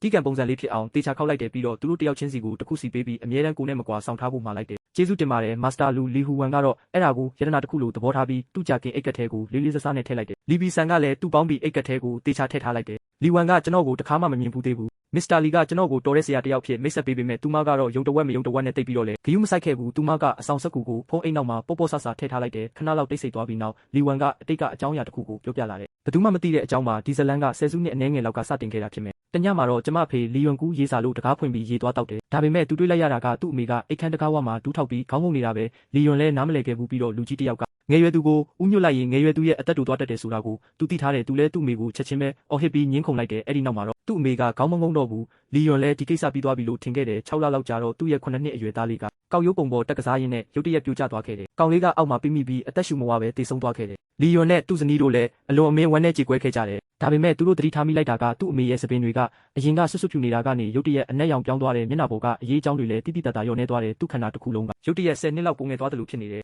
ယ်လီယွန်လည်းတစ်ခုခုတော့ထူးဆန်းနေပြီလို့ခံစားလိုက်ရတယ်သူ့အမေနဲ့ညှင်းခုန်နေရင်းနဲ့သူမရဲ့လက်ဘင်းမှာဆွဲထားတဲ့ကြောက်စိမ့်ဆွဲသည့်အမဲကိုတွေးလိုက်ရတယ်အဲ့ဒီပေါ်မှာစာရီရေးထိုးထားတယ်လို့ပဲလီယွန်လည်းအမြန်ဆွဲယူကြည့်လိုက်တယ်တေချာမြင်လိုက်ရတဲ့အခါသူတုံးလုံးသွားတယ်ရေးထိုးထားတာကသူ့ကလေးရဲ့မွေးနေ့အချက်လက်အပြည့်စုံဖြစ်နေတာကိုလီကွန်လည်းရေခဲတွင်းနဲ့ကျသွားတယ်လို့ခံစားလိုက်ရပြီးသူ့အမေကိုမေးလိုက်တယ်ကလေးတေဆုံးတာဟာသူ့အမေနဲ့ပတ်သက်နေတာလားလို့ပေါ့တကယ်လို့ဟုတ်တယ်ဆိုရင်ဘာဆက်ဖြစ်မလဲမင်းကငါမွေးထားတဲ့သားပဲမင်းရဲ့ကံကြမ္မာတွေအားလုံးကိုငါပေးထားတာလေအခုငါပြန်ယူချင်တာဘာဖြစ်တယ်လဲပြဿနာရှိလို့လားလင်မယားနှစ်ယောက်လုံးကောင်းကင်ပြီးတညလုံးငိုခဲ့ကြတယ်နောက်တော့လီကွန်နဲ့သူ့ဇနီးတို့မြို့ပြင်ကိုပြောင်းရွှေ့သွားခဲ့ကြတယ်အဲ့ဒီအချိန်ကစပြီးသူ့အမေနဲ့အဆက်အသွယ်ဖြတ်လိုက်ကြတယ်နှစ်အနည်းငယ်ကြာတော့အသက်ကြီးမှပဲကလေးတစ်ယောက်ထပ်ရလိုက်တယ်နောက်ထပ်သားလေးတစ်ယောက်လီဝမ်ကိုမွေးဖွားခဲ့တယ်လီဝမ်၄နှစ်သားအရွယ်မှာလီကွန်ရုတ်တရက်ကွယ်လွန်သွားခဲ့တယ်လီဝမ်အသက်20ပြည့်တဲ့နှစ်မှာသူ့အမေလည်းကင်ဆာရောဂါနဲ့ကွယ်လွန်သွားခဲ့တယ်အဖွားဖြစ်သူကလီဝမ်ရှိနေတာကိုမသိလို့ပဲဖြစ်မယ်အခုထိတော့အေးချမ်းစွာနေထိုင်နေနိုင်သေးတယ်ဒီအကြောင်းတွေကိုတော့အမေမဆုံးခင်မှာကျမကိုပြောပြခဲ့တာပါအဖေဆုံးတာနဲ့သူမရဲ့ယောဂါတွေကအဖွားနဲ့ပတ်သက်နေတယ်လို့အမေအမြဲခံစားနေရတယ်ဒါကြောင့်ပဲမွေးရမြေကိုပြန်မသွားဘူးကျမကိုတင်းတင်းကြပ်ကြပ်တားမြစ်ထားခဲ့တာပါရွာကလူတွေနဲ့လည်းဘာအဆက်အသွယ်မှမလုပ်ဖို့မှာခဲ့တယ်ဘဝကိုငှားရမ်းနေဆိုတဲ့ကိစ္စကိုတော့ကျမဘယ်တော့မှမယုံခဲ့ဘူးအချိန်တွေကြာလာတာနဲ့အမျှဒီကိစ္စကိုတဖြည်းဖြည်းမေ့ပြောက်သွားခဲ့တယ်ဒီနှစ်တွေအတွင်းမှာကျမရွာကိုတခါမှမပြန်ခဲ့ဘူးရွာမှာဘာတွေဖြစ်နေလဲဆိုတာလည်းမသိဘူးမနေ့ကခမရတို့ကျမကိုလာတွေ့တဲ့အခါဒီအကြောင်းတွေကိုချက်ချင်းပြန်တတိယသွားတယ်အာဒါတွေကကျမရဲ့စိတ်ကူးရင်တက်တက်ပဲဖြစ်ပါစေလို့ဆုတောင်းပါတယ်အဖိုးလီကအရန်ဒေါသထွက်ပြီးမြေကြီးကိုပောက်ကွဲတန်မြည်အောင်စောင့်နေလိုက်တဲ့လက်တွေကိုဝေယမ်းရင်ကျိန်ဆဲနေတဲ့အဲ့ဒီအဖွားကိုချက်ချင်းသွားတက်ပစ်ချင်နေပုံပဲတောက်တာပါတွေလဲမိခင်ဆိုတာကြားဆိုးလိုပဲဒါပေမဲ့ကိုသားသမီးကိုတော့မစားဘူးလေအခုတော့ကိုမြေရဲ့အသက်ကိုတောင်လူယူပြီးငှားရမ်းချင်နေတာပဲဝက်နဲ့ခွေးထက်တောင်ပိုပြီးရုံမာတဲ့သူပဲကိုမိသားစုကိုဖျက်ဆီးပြီးရင်တခြားသူတွေကိုပါလိုက်နောက်ရှက်နေတာကောင်းကင်ကြီးကဘာလို့များမိုးချိုးဖြစ်ပြီးမတက်ပေးရတာလဲကျွန်တော်မျက်လုံးထဲမှာတော့အေးဆက်တဲ့အကြည့်တစ်ခုဖြစ်ပြေးသွားတယ်ဒါပေမဲ့ကျွန်တော်ရဲ့လေတံကတော့တည်ငြိမ်နေသေးပါပဲတကယ်လို့မရှိဘူးဆိုရင်သူတို့ကံကျမကိုတိမ့်ပိုက်မယ်ဆိုရင်ငါပဲအရင်တိမ့်ပိုက်မယ်လို့လီဘီဆန်ကဒေါသတကြီးတွေးနေမိတယ်ကားမောင်းနေရတဲ့အတွက်သူဘာမှမလုပ်ရဲပေမဲ့သူ့ဖေကိုတော့စကားနဲ့ပပဝိုင်းဆဲဆိုလိုက်တယ်လီဝမ်ကတော့ရှက်ရွံ့နေပုံပဲဘာပဲဖြစ်ဖြစ်ဒါကသူ့ဖွာလေဒီလိုအခြေအနေမျိုးဖြစ်လာတော့သူလည်းဘာမှမတတ်နိုင်တယ်လို့ခံစားနေရတယ်သူ့ရဲ့စိုးရိမ်စိတ်ကိုကျွန်တော်မြင်နေရတယ်အမှားတိုင်းမှာအကြောင်းရင်းရှိတယ်လို့ကြွေးမိတိုင်းမှာလည်းပိုင်ရှင်ရှိတယ်ဒါကမင်းနဲ့မဆိုင်ဘူးစိတ်မပူပါနဲ့အဖိုးအိုကဆဲဆိုပြီးတဲ့နောက်လီဝမ်ကိုနှစ်သိမ့်လိုက်တယ်တူလေးရေအဲ့ဒီအကြောင်းကိုအရန်ကြီးစဉ်းစားမနေနဲ့တော့ဒီလိုဆွေမျိုးမျိုးမရှိတော့ဘူးလို့ပဲသဘောထားလိုက်ပါ तू မလုပ်ခဲ့တဲ့အဖြစ်တွေအတွက်မင်းမှာတာဝန်မရှိဘူးမင်းကိုယ်တိုင်လည်းတားကောင်ဖြစ်နေတာပဲကားစီးလာတာတနာကြီးကြော်သွားပြီးဝေးတယ်လို့ပြောရမလို့နီးတယ်လို့ပြောရမလို့နဲ့နောက်ဆုံးတော့သူတို့အဖွဲ့လီမီသားစုရွာကိုရောက်လာခဲ့ကြတယ်ရွာထဲမှာတော့လမ်းကြားလေးတွေနဲ့ပြည့်နှက်နေတယ်လီဝမ်ရဲ့အိမ်ဟောင်းသားရောက်လေလေအေးဆက်ပြီးထူးဆန်းတဲ့စွမ်းရည်တွေကိုပိုခန်းစားရလေလေပဲအိမ်ရှိရောက်တဲ့အခါအိမ်ထဲကနေထွက်လာတဲ့မကောင်းဆိုးဝါးစွမ်းရည်တွေဟာအသွင်ဆောင်လူနီးပါးဖြစ်နေပြီးအိမ်ဘက်လေကိုပြန့်နှံ့နေတယ်ကျွန်တော်တစ်ချက်ကြည့်လိုက်တော့မျက်လုံးထဲမှာအေးဆက်တဲ့အရေးရောင်တစ်ခုဖြစ်ပြေးသွားတယ်ဒီအိမ်ထဲမှာမကောင်းတဲ့အရာတစ်ခုခုရှိနေတာပဲသူတို့ကတကားပေါက်ဝမှာစောင့်နေကြတယ်ကံကြမ္မာငှားရမ်းခြင်းကအရေးကြီးမှန်းသိထားတဲ့အတွက်သူတို့ဘာမှမနှောင့်နှေးရကြဘူးလီလာအိုရာကိုမြင်တော့ချက်ချင်းနှုတ်ဆက်ကြတယ်အရောက်လာခဲ့ပြီးကိုခေါ်လာတဲ့ဆရာကဘယ်မှာလဲလီလာအိုရာကလူတွေကိုတစ်ချက်ကြည့်လိုက်တယ်လီဝမ်ကိုဆရာထင်ပြီးလက်ဆွဲနှုတ်ဆက်ဖို့ရှေ့တိုးလာတဲ့အချိန်မှာပဲလီလာအိုရာကိုတားလိုက်ပြီးကျွန်တော်ကိုလက်ညှိုးထိုးပြပြီးပြောလိုက်တယ်အဲ့ဒါမှနေပြီးသူကဦးဖုံးရဲ့အငယ်ဆုံးသားလီဝမ်ပါဒီလူကတော့မဆာလူဖြစ်ပါတယ်လို့ပြောလိုက်တယ်သူတို့ကျွန်တော်ကိုအပေါ်အောက်အကဲခက်ကြည့်ကြတယ် သူတို့မျက်နှာမှာမယုံကြည်တဲ့အရေးအယောင်တွေအပြည့်ပဲလီလာအိုဒါကတော့ခမည်းကိုအားကိုးလို့မရမှန်းသိထားပြီးသားကံကောင်းလို့ကျွန်တော်ကြိုပြင်ဆင်ထားတာတာအိုဆရာတယောက်ကိုပါခေါ်ထားလိုက်တယ်မဟုတ်ရင်ဒီနေ့ကိစ္စပျက်စီးတော့မှဒုတိယညီရေးဆရာကိုမလို့မသိမလုပ်ပါနဲ့အရွယ်နဲ့စွမ်းရည်ကိုတိုင်းတာလို့မရဘူးလေမာစတာလူကိုအထင်မသေးပါနဲ့သူတကယ်စွမ်းပါတယ်အဲ့ဒီကြမှာပဲသူတို့နှစ်ယောက်ရဲ့နောက်ွယ်မှာတာအိုဝေးရဝတ်ထားတဲ့လူတယောက်ရက်နေတာကိုကျွန်တော်သတိထားမိတယ်အသက်က30ကျော်လောက်ပဲရှိအောင်မယ်စပင်ကိုတာအိုပုံစံမျိုးစီးနှောင်ထားတယ်ကျောမှာတော့မက်မွန်သားသားကိုလွယ်ထားတယ်သူ့ကိုခန္ဓာတစ်ခုလုံးမှာနူးညံ့ပြီးတန့်စင်တဲ့တာအိုဝိညာဉ်စွမ်းရည်တွေဝင်းရနေတယ်သူကတာအိုပညာနည်းနည်းပါးပါးတော့ရှိပုံရတယ်ဒါပေမဲ့တိတ်တော့မနဲ့နေဘူးအဲ့ဒီတာအိုဆရာလေးကလည်းကျွန်တော်ကိုအကဲခတ်နေတယ်ကျွန်တော်စီကထွက်ပေါ်နေတဲ့ဝိညာဉ်စွမ်းရည်ကိုသူရိပ်မိသွားပုံရတယ်ဒီလောက်ငယ်ရွယ်တဲ့သူကဒီလောက်အစင်းမြင့်တဲ့ပညာရက်ကိုပိုင်ဆိုင်ထားလိမ့်မယ်လို့သူမထင်ထားခဲ့ဘူးသူ့ရဲ့ဝိညာဉ်စွမ်းအားကတော့တော်တော်လေးတိကျတယ်အကြည့်ချင်းစုံလိုက်တဲ့အချိန်မှာပဲနှစ်ယောက်စလုံးတစ်ဖက်လူရဲ့စွမ်းရည်ကိုအကဲခတ်ပြီးသားဖြစ်သွားတယ်သူတို့ကလုတ်ဖို့ကင်ဘက်တွေမှန်တီးသွားတဲ့အခါတာအိုဆရာလေးကလက်ဟန်အမူအရာတစ်ခုနဲ့နှုတ်ဆက်လိုက်တယ်ကျွန်တော်တာအိုဆရာမော်ရှောင်ဖန်ပါလီလာအိုဒါရဲ့တောင်းဆိုချက်အရာဒီနေရာကမကောင်းဆိုးဝါးစွမ်းရည်တွေကိုဖယ်ရှားဖို့ရောက်လာတာပါဒါကတော့မာစတာလူကျွန်တော်မြေရဲ့အနေရရှိတဲ့အခြေအနေကိုဖြည့်ရှင်းပေးဖို့အတွက်အထူးတလဲခေါ်လာတာပါအဲ့ဒီအချိန်မှာလီလာအိုဒါကပြောလိုက်တယ်နှစ်ယောက်လုံးရောက်လာပြီဆိုတော့အတူတူဝင်ကြည့်ကြတာပေါ့လူများရင်ပိုကောင်းတာပေါ့တယောက်နဲ့တယောက်အကူအညီဖြစ်တာပေါ့အခကြေးငွေအတွက်ကတော့ကျွန်တော်တို့တာဝန်ယူပါမယ်အဖွဲလိုက်အိမ်ဝင်းထဲကိုဝင်သွားကြတယ်ဝင်းထဲမှာတော့ပေါင်းပင်တွေပေါက်နေတာကြာပြီဖြစ်တဲ့အတွက်ဘယ်သူမှဂယုမစိုက်ထားမှန်းသိတာတဲ့မော်ရှောင်ဖန်လဲမကောင်းဆိုးဝါးစွမ်းရည်တွေကိုခံစားမိပြီးတတိထားနေတယ်လီဝမ်ကတကားကိုဖွင့်ဖို့လက်လန်းလိုက်တဲ့အချိန်မှာပဲတကားကသူ့အလိုလိုပွင့်လာတယ်ဘဲကမှန်းမသိတဲ့လေမုန်တိုင်းတစ်ခုလူတွေအားလုံးစီကိုရုတ်တရက်တိုးဝင်လာတယ်လေပြင်းတွေကဖုံမုံတွေပါလာတော့လူတွေမျက်လုံးတောင်မဖွင့်နိုင်ကြဘူးကျွန်တော်ကတော့ဘာမှမဖြစ်ဘူးမျက်လုံးကိုအိမ်ထဲကိုပဲစူးစိုက်ကြည့်နေလိုက်တယ်အရေးမဲတစ်ခုကအိမ်ထဲကနေလီဝမ်စီကိုချက်ချင်းပြေးဝင်လာတယ်မော်ရှောင်ဖန်ကတော့လင်းမြန်စွာပဲလီဝမ်ကိုသူ့နောက်ကိုဆွဲခေါ်လိုက်ပြီးတစ်ချိန်တည်းမှာပဲမက်မွန်သားသားကိုထုတ်ပြီးအရေးမီးကိုထိုးလိုက်တယ်နောက်တစ်စက္ကန့်မှာပဲကြောက်စရာကောင်းတဲ့အော်ဟစ်တန်တစ်ခုထွက်ပေါ်လာတယ်အရေးမီးကထိုးခံလိုက်ရတဲ့အတွက်နောက်ပြန်ဆုတ်သွားတယ်အရေးမီးရက်သွားတဲ့အခါလေမုန်တိုင်းလည်းတဖြည်းဖြည်းငြိမ်ကျသွားတယ်အဲ့ဒီအရာကိုတေချာမြင်လိုက်ရတဲ့အခါလူတိုင်းအံ့အားသင့်ပြီးအသက်ရှူမသွားကြတယ်ဒါပါတတဝါကြီးလဲမော်ရှောင်ဖန်လဲအရေးမီးရဲ့ပုံတဏ္ဍာန်ကိုတေချာမြင်လိုက်ရတော့ချိန်ဆလိုက်မိတဲ့လီဘီဆန်ကတော့ကြောက်လန့်ပြီးလူကြီးတွေကိုနောက်ပြန်ဆုတ်ခိုင်းလိုက်တယ်ဒါလူလားတရေလားမြောက်ကြီးတကောင်ထိုင်နေတာကိုပဲတွေးလိုက်ရတယ်သူ့မျက်နှာမှာထူးဆန်းတဲ့အနီရောင်နဲ့အပြာရောင်စင်းကြောင်းတွေရှိနေတယ်မေးစေမှာတော့လိမ္မော်ရောင်မုတ်စိတ်မွေးတွေပေါက်နေတယ်အခုတော့သူတရားရထားတဲ့လက်ကိုအုပ်ထားပြီးထူးဆန်းတဲ့အတန်တွေမြည်နေတယ်ကျွန်တော်ပြောလိုက်တယ်ဒါကအသေးကောင်တွေကိုစားပြီးဝိညာဉ်တွေကိုစုပ်ယူကကြီးပြင်းလာတဲ့တောမြောက်မျိုးပါအရန်ကိုရက်ဆက်ပြီးမကောင်းဆိုးဝါးဆန်တဲ့ဒီတတဝါကရက်ဆက်ကြမ်းကြုတ်ပြီးအရှိန်ဟုန်ကလည်းမြန်ဆန်လွန်းတယ်အားလုံးပဲသတိထားကြပါသူ့ရဲ့အစိတ်လက်သေးတွေနဲ့မထိမိစေနဲ့အကြိုက်လည်းမခံရစေနဲ့လို့သတိပေးလိုက်ချိန်မှာပဲလူကြီး၃ယောက်ကတညီတညာတဲ့တကားပေါက်စီပြေးထွက်သွားကြတယ်သူတို့ကတကားပေါင်ကိုတင်းတင်းဆုပ်ကန်ရင်အတွင်းဘက်ကိုချောင်းကြည့်နေကြတယ်တောမြောက်ရဲ့နောက်ွယ်မှာတော့ကြိုးကြငှက်လိုစပင်ဖြူဖွေးဖွေးနဲ့အဖွားအိုတယောက်ဖြည်းဖြည်းချင်းထွက်ပေါ်လာတယ်မျက်နှာကတော့နုပြိုနေတဲ့သူ့ကိုယ်ပေါ်ကအမဲရောင်စွမ်းရည်တွေကတောမြောက်ထက်အစပေါင်းများစွာပိုထူထပ်နေတယ်အခုသူကလူတိုင်းကိုအစိတ်သင့်စေမဲ့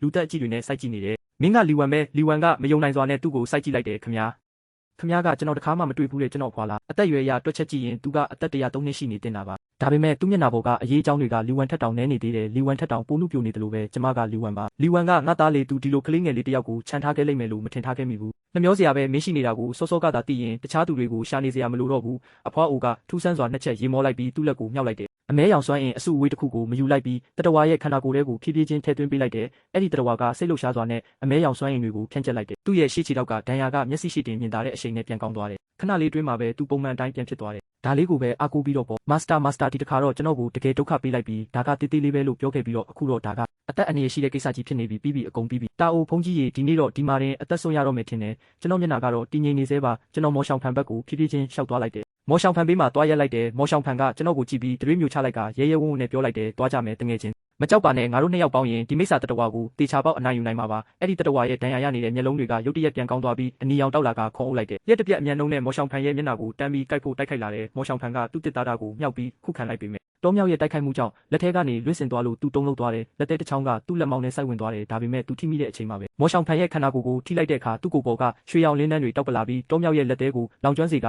အသားလောင်နှန်းတွေထွက်လာတယ်တောမြောက်ကနာကျင်မှုကြောင့်ချက်ချင်းပဲယူသွတ်သွားပြီးသူ့ဆွဲတွေကိုမော်ရှောင်ဖန်ရဲ့လေပင်ကိုပြင်းပြင်းထန်ထန်စိုက်ဝင်အောင်လုပ်လိုက်တယ်အဲ့ဒီခြုံထက်တဲ့အဆွဲတွေမော်ရှောင်ဖန်ရဲ့လေပင်ကိုကိုက်တော့မဲ့အချိန်မှာကျွန်တော်ညာလက်ကိုမြှောက်လိုက်တယ်ရွှေရောင်တောက်ပနေတဲ့ကြေးပြတစ်ပြားကလက်ထဲကနေထွက်သွားပြီးတောမြောက်ရဲ့မျက်ခုံးပေါ်ကိုပေါက်ထွက်သွားပါတယ်ဖက်ဆိုတဲ့အတန်နဲ့အတူတောင်ပေါ်မြောက်ရဲ့မျက်ခုံးကိုထိုးဖောက်လိုက်တာနဲ့သူ့လှုပ်ရှားမှုတွေရပ်တန့်သွားပြီးအယောင်တောက်နေတဲ့မျက်လုံးကြီးတွေကပြူးကျဲလာပါတယ်သူ့ရဲ့အားနည်းချက်ကိုဒီလောက်လွယ်လွယ်နဲ့ထိမိသွားမယ်လို့သူမယုံနိုင်ပုံမှာပဲချက်ချင်းဆိုသလိုပဲသူ့ခန္ဓာကိုယ်တစ်ခုလုံးပြင်းပြင်းထန်ထန်တုန်ခါလာပြီးပက်ပက်လေကအနက်ရောင်စွမ်းရည်တွေကရန်ကားစွာစီးဆင်းလာကနားစီကွဲမတက်ပြင်းထန်တဲ့အော်ဟစ်တန်တွေထွက်ပေါ်လာပါတယ်သူ့ရဲ့ကြီးမားတဲ့ခန္ဓာကိုယ်ကြီးကမြေပြင်ပေါ်ကိုပြိုလဲကျသွားပြီးဖုံမုံတွေထုံလာပါတယ်အားလုံးပြီးဆုံးသွားပါပြီမော်ရှောင်ဖန်ကတော့ထိတ်လန့်နေစေဖြစ်ပြီးသူ့လေပင်ကိုပုတ်တက်ရင်ဘာမှမဖြစ်ဘူးဆိုတာကိုစစ်ဆေးနေပါတယ်အဲ့ဒီခါမှပဲနောက်ကျကြံနေတဲ့ကြောက်ရွံ့မှုနဲ့အတူမြေပြင်ကိုကြည့်လိုက်မိပါတယ်မြေပြင်ပေါ်မှာတော့တောင်ပေါ်မြောက်ရဲ့အလောင်းကအနက်ရောင်ရည်တွေဖြစ်ပြောင်းလဲပြီးလင်းမြန်စွာပဲခန်းချောက်ပြောက်ကွယ်သွားပါပြီပြီးတော့သူကျွန်တော်ကိုရှုပ်ထွေးတဲ့အကြည့်တွေနဲ့ပြန်ကြည့်ပါတယ်သူ့ရဲ့ခီးဖော်တယောက်ကတာမန်မဟုတ်မှန်းသူသိပေမဲ့ဒီလောက်ထိစွမ်းအားကြီးမယ်လို့တော့မထင်ထားခဲ့ပါဘူးကျွန်တော်ကတော့အာယုံစိုက်ပြီးအတန်ကျဲကျဲနဲ့တခွန်းနဲ့လှမ်းអော်လိုက်ပါတယ်တတိထားအဲ့ဒီအချိန်မှာပဲတောင်ပေါ်မြောက်တေဆုံးသွားတာနဲ့တပြိုင်နက်တည်းမှာပဲအဖွားအိုကဆူးရှပြီးမုံတီးတဲ့အော်ဟစ်တန်ကိုထုတ်လွှတ်လိုက်ပါတယ် ကြက်ချီသေးလို့ပိန်နေတဲ့သူ့လက်တွေကိုပြင်းပြင်းထန်ထန်ဝေယမ်းလိုက်ရာအယိုးထဲအထိစိတ်ဝင်သွားမဲ့အေးဆက်တဲ့အနက်ရောင်စွမ်းအင်တွေပြန့်နှံ့သွားပါတယ်။အဲ့ဒီစွမ်းအင်တွေကဆူရှာတဲ့များတွေဖြစ်ပြောင်းလဲသွားပြီးမော်ရှောင်ဖန်လီဝမ်နဲ့အပြင်ဘက်မှာရှိနေတဲ့လီမီသားစုဝင်အနှဲငယ်စီကိုတိတ်တဆိတ်ပြစ်လွတ်လိုက်ပါတယ်။မော်ရှောင်ဖန်ကတော့တုတ်ပြန်ဖို့မနေပါဘူးထိတ်လန့်သွားပေမဲ့သူ့ရဲ့မက်မွန်သားကိုချက်ချင်းပြန်ခေါ်လိုက်ပါတယ်။ဓာသွားကအပြာရောင်အလင်းနှန်းတွေကိုထုတ်လုပ်ပြီးသူ့စီဦးတီလာတဲ့အနက်ရောင်မီးကိုတန်းတွေကိုခုခံဖို့ကြိုးစားပါတယ်။ဒါပေမဲ့သူ့လက်ဖွားတွေထုံကျင်သွားတဲ့အထိတုန်ခါသွားပြီးနောက်ကိုအနှဲငယ်ဆုပ်လိုက်ရပါတယ်။လီဝမ်ကတော့ဒီလောက်ကမကောင်းပါဘူး။သူဘာမှတုတ်ပြန်ချိန်မရလိုက်ပဲအနက်ရောင်မီးကိုတန်းတွေရောက်လာတာကိုကြည့်ပြီးငင်းမောနေမိပါတယ်။ဒါပေမဲ့အဲ့ဒီအနက်ရောင်မီးကိုတန်းကလီဝမ်ရဲ့ခန္ဓာကိုယ်ကိုထိတော့မဲ့ဆဲဆဲမှာပဲသူ့ဖုန်းအိတ်နောက်မှာထည့်ထားတဲ့ငင်းချမ်းရေးအဆောင်ကရုတ်တရက်မျက်စိကျိန်းလောက်တဲ့ရွှေရောင်အလင်းနှန်းတွေကိုထုတ်လွှတ်လိုက်ပြီးသူ့ကိုကာကွယ်ပေးထားတဲ့အလင်းအကာအကွယ်တစ်ခုဖြစ်ပေါ်လာပါတယ်။အနက်ရောင်မီးကိုတန်းတွေကအလင်းနှန်းကိုဝင်တိုက်မိပြီးအရေးပျော်တန်လိုကြောက်စရာကောင်းတဲ့အတန်မျိုးထွက်ပေါ်လာကနှင်းခဲတွေအရေးပျော်သွားသလိုမျိုးလောင်ကျွမ်းပြီးချက်ချင်းဆိုသလိုပျောက်ကွယ်သွားပါတယ်။သူကနည်းနည်းပိုဝေးနေတာကြောင့်အနက်ရောင်မီးကိုတန်းကအလင်းအကာအကွယ်ကြောင့်ပြန်ဆွဲထုတ်ခံလိုက်ရပြီးသူ့လက်မောင်းကိုပဲထိသွားပါတယ်။လက်မောင်းပေါ်ကထိမိတဲ့နေရာမှာတော့ချက်ချင်းပဲခရမ်းရောင်တန်းတဲ့အနက်ရောင်ဖြစ်သွားပါတယ်။ပြင်းထန်ပြီးအေးဆက်တဲ့နာကျင်မှုကသူ့ဦးခေါင်းကိုချက်ချင်းရိုက်ခတ်သွားပါတယ်။လီလာအိုဒါနဲ့လီဟူဝမ်တို့ကတော့ငင်းချမ်းရေးအဆောင်ရဲ့ကာကွယ်မှုကြောင့်လုံခြုံနေပါတယ်။ရွှေရောင်အလင်းနှန်းတွေကတောက်ပနေပါတယ်။ကျွန်တော်ထိခိုက်မှုမရှိသေးတော့အဆင်ပြေတယ်လို့ကျွန်တော်တိုးတိုးလေးရေရွတ်လိုက်ပါတယ်ကျွန်တော်ခန္ဓာကိုယ်တုံရင်နေပေမဲ့လူတိုင်းရဲ့ရှေ့မှာရက်လိုက်ပါတယ်လက်နှစ်ဖက်ကိုစန့်တန်းပြီးဂါထာရွတ်ဖက်လိုက်ပါတယ်ပို့ပြီးတောက်ပတဲ့ရွှေရောင်တင်ကေတာတစ်ခုကကျွန်တော်လက်ဖွားထဲကနေထွက်ပေါ်လာပြီးလေနဲ့အတူကြီးထွားလာပါတယ်ချက်ချင်းဆိုသလိုပဲဝင်းတစ်ခုလုံးကိုဖုံးလွှမ်းသွားပြီးနေလေကောင်နေမင်းကြီးလိုကြီးမားတဲ့တန့်စင်တဲ့စွမ်းရည်တွေကိုထုတ်လွှတ်လိုက်ပါတယ်အဲ့ဒီအနက်ရောင်စွမ်းရည်တွေကရွှေရောင်အလင်းနှန်းတွေထိမိသွားတဲ့အခါအဲ့ဒီအရာကပုတ်ပွက်ဆူနေတယ်လို့မျိုးအရေးပျော်ပြီးပျောက်ကွယ်သွားပါတော့တယ်အဖွားကြီးကတော့ပထမဆုံးပြစ်မှတ်ဖြစ်လာခဲ့ပါတယ်တန့်စင်တဲ့ရွှေရောင်အလင်းနှန်းတွေထိလိုက်တာနဲ့သူမပတ်လေကမဲမောင်နေတဲ့ငွေတွေရုတ်တရက်ထကြွလာပြီးဝေဒနာပြင်းထန်စွာနဲ့အော်ဟစ်လိုက်ပါတယ်အရင်ကလူငယ်လေးလိုဖြစ်နေတဲ့သူမရဲ့မျက်နှာဟာရွှေရောင်လင်းအောက်မှာအိုမင်းရင်ရော်လာပြီးမူလပုံစံစစ်ကိုပေါ်လာပါတော့တယ်တွတ်လိန်နေတဲ့မျက်နှာချိုက်ဝင်နေတဲ့မျက်လုံးတွေနဲ့ရာစုနှစ်ချီနေပြီဖြစ်တဲ့အိုမင်းရင်ရော်နေတဲ့အဖွားကြီးတယောက်ရဲ့ပုံစံမျိုးဖြစ်လာပါတယ်ငါရဲ့ငယ်ရွယ်နှုတ်ပြမှုကိုမိသားစုရဲ့သွေးသားတွေပေါ်အခြေခံပြီးတားမြစ်ထားတဲ့ပညာနဲ့လှုပ်ဆောင်ခဲ့တဲ့ဒီအဖြစ်တွေကခွင့်လွှတ်လို့မရပါဘူးဘာခံစားချက်မှမရှိတဲ့အေးဆက်ဆက်တန်တဲ့အတူငါလက်ကိုမြှောက်ပြီးညွှန်ပြလိုက်ပါတယ်လေထဲမှာရှိတဲ့ရွှေရောင်တင်ကေတာကရုတ်တရက်ကျုံဝင်သွားပြီးတောက်ပတဲ့ရွှေရောင်လင်းလုံးအဖြစ်ပြောင်းလဲသွားပါတယ်ပြီးတော့အဖွားကြီးရဲ့ဦးခေါင်းပေါ်ကိုတန်းပြီးကြားရောက်သွားခဲ့ပါတယ်သူမကခုခံဖို့စူးစမ်းသေးပေမဲ့သူမပတ်လေကနေမဲမောင်နေတဲ့ငွေတွေထွက်လာပြီးတားဆီးဖို့စူးစမ်းပါသေးတယ်ဒါပေမဲ့လည်းအဲ့ဒီတန့်စင်တဲ့စွမ်းအားတွေရှိမှတော့ဘာမှမတတ်နိုင်ပါဘူးသူမရဲ့နဖူးပေါ်မှာအမှတ်သားတစ်ခုဆွဲထင်သွားပြီးအဖွားကြီးကတော့နောက်ဆုံးအကြိမ်ဖြစ်ဝမ်းနဲ့ကြေကွဲစွာအော်ဟစ်လိုက်ပါတော့တယ်ခန္ဓာကိုယ်ထဲကအရာအလုံးကုန်စင်သွားသလိုမျိုးချက်ချင်းပဲပြားပုံဖြစ်ပြောင်းလဲသွားပါတယ်ရွှေရောင်အလင်းနှန်းတွေအောက်မှာအကျွင်းကြံမရှိအောင်တန့်စင်သွားပါတော့တယ်ခြံဝင်းထဲကအေးဆက်ပြီးမှောက်မိုက်နေတဲ့လေတွေချက်ချင်းပျောက်ကွယ်သွားပြီးနေရောင်ကြီးကလည်းပြန်ပြီးနှွေးထွေးလာပါတယ်တောင်ပေါ်တရဝါစီကကြံခဲ့တဲ့အမဲရောင်ရည်တွေသာမရှိရင်ခုနကတင်းမာခဲ့တဲ့အခြေအနေတွေကိုဘာမှမဖြစ်ခဲ့တယ်လို့ပါပဲလီလာအိုရာနဲ့လီဟူဝမ်တို့ကတော့တုံလုံးနေသေးပါမော်ရှောင်ဖန်လည်းအနားကိုအမြန်ပြေးလာပါတယ်အမဲရောင်နဲ့ခရမ်းရောင်ရောရှက်နေတဲ့အရာကအပေါ်ကိုတဖြည်းဖြည်းတက်လာပြီးပြင်းထန်တဲ့အစိမ့်ငွေတွေထွက်နေတာကိုတွေ့လိုက်ရပါတယ်ငါလည်းရှေ့ကိုတိုးလိုက်ပြီးလက်ချောင်းတွေကိုစူးစီးကမကောင်းဆိုးဝါးတွေကိုနှင်ထုတ်ဖို့နဲ့အစိတ်တွေကိုဖယ်ရှားဖို့အစီအရင်တစ်ခုကိုရေးဆွဲလိုက်ပါတယ်ရွှေရောင်လင်းနှန်းတွေကအရေးပြားတဲ့ကိုစိတ်ဝင်သွားပါတယ်အမဲရောင်တွေကလှိုင်းလုံးတွေလိုပျောက်ကွယ်သွားပြီးပြင်းထန်တဲ့နာကျင်မှုတွေလည်းချက်ချင်းပျောက်ကင်းသွားပါတယ်သူ့နဖူးကနေချွေးတွေစီးကျလာပြီးမာစတာလူကိုကျေးဇူးတင်ကြောင်းအကြိမ်ကြိမ်ပြောနေပါတော့တယ်လီယန်ကမြေပြင်ပေါ်ကပြာတွေကိုကြည့်ပြီးကြံရစ်ခဲ့တဲ့ဖုန်းအိတ်ကိုပြန်ကင်လိုက်ပါတယ်ခံစားချက်တွေရှုပ်ထွေးနေပေမဲ့နောက်ဆုံးမှာတော့ပြာပုံးရှိကိုသွားပြီးလေးလေးနက်နက်အယိုသေးပေးကအကုန်စင်ဆုံးသက်လိုက်ပါတယ်လီမီသားစုကိုငါပြောလိုက်တယ်ဒီကိစ္စပြီးဆုံးသွားပြီးငှားရမ်းထားတဲ့ကံကြမ္မာတွေလည်းပျက်စီးသွားပြီလို့ဆိုလိုက်ပါတယ်လီချန်နဲ့မိသားစုဝင်တွေအတွက်နောက်ထပ်ဘာအန္တရာယ်မှရှိတော့မှာမဟုတ်ပါဘူးဒီနေရာကအဆိုးဝါးတွေကင်းစင်သွားပေမဲ့အိမ်ကတော့မကောင်းဆိုးဝါးတွေခြောက်လန့်တက်လို့ဆက်နေဖို့မသင့်တော့ပါဘူးနောက်ပိုင်းမှာတော့လီမီသားစုဘက်ကိုဘယ်သူမှမလာကြဖို့အကြံပေးလိုက်ပါတယ်အားလုံးကမျက်ရည်ကျပြီးကျေးဇူးတင်ကြပါတယ်လီမီသားစုကလည်းကြိုတင်ပြင်ဆင်ထားတဲ့ဆုလက်ကိုငါ့ကိုပေးအပ်ပါတယ်အန္တရာယ်များပေမဲ့ရလက်ကတော့စိတ်ကျေနပ်စရာပါမော်ရှောင်ဖန်ကလည်းသူ့ဘိုင်းကိုသူရရှိသွားပါတယ်လာအိုဒါကတော့အသိပညာတွေကျွဲဝတဲ့နောက်ပိုင်းမှာလည်းတင်ပေးဖို့မျှော်လင့်ပါတယ်လို့မော်ရှောင်ဖန်ကဆိုပါတယ်မလိုပါဘူးကူညီပေးလို့ကျေးဇူးတင်ပါတယ်လို့ပြန်ပြောပြီးလီမီသားစုနဲ့မော်ရှောင်ဖန်တို့ကိုနှုတ်ဆက်ခဲ့ပါတယ်ဆုလက်တွေအပြည့်နဲ့အတူစိတ်ကျေနပ်စွာနဲ့ပဲအိမ်ကိုပြန်လာခဲ့ပါတယ်ဒီကိစ္စကိုဖြေရှင်းပေးလိုက်တာကကုသိုလ်လည်းရတယ်လို့ငါရဲ့ဆွမ်းအားတွေလည်းပိုတိုးတက်လာပါတယ်မြို့ပြရဲ့မီးရောင်တွေကိုကြည့်ရင်ခန္ဓာကိုယ်ကိုဆန့်လိုက်ပါတယ်နောက်တော့မနေ့ညကမစားလိုက်ရတဲ့အစားအသောက်တွေကိုသွားစားဖို့အစားအသောက်လမ်းဘက်ကိုဦးတည်လိုက်ပါတယ်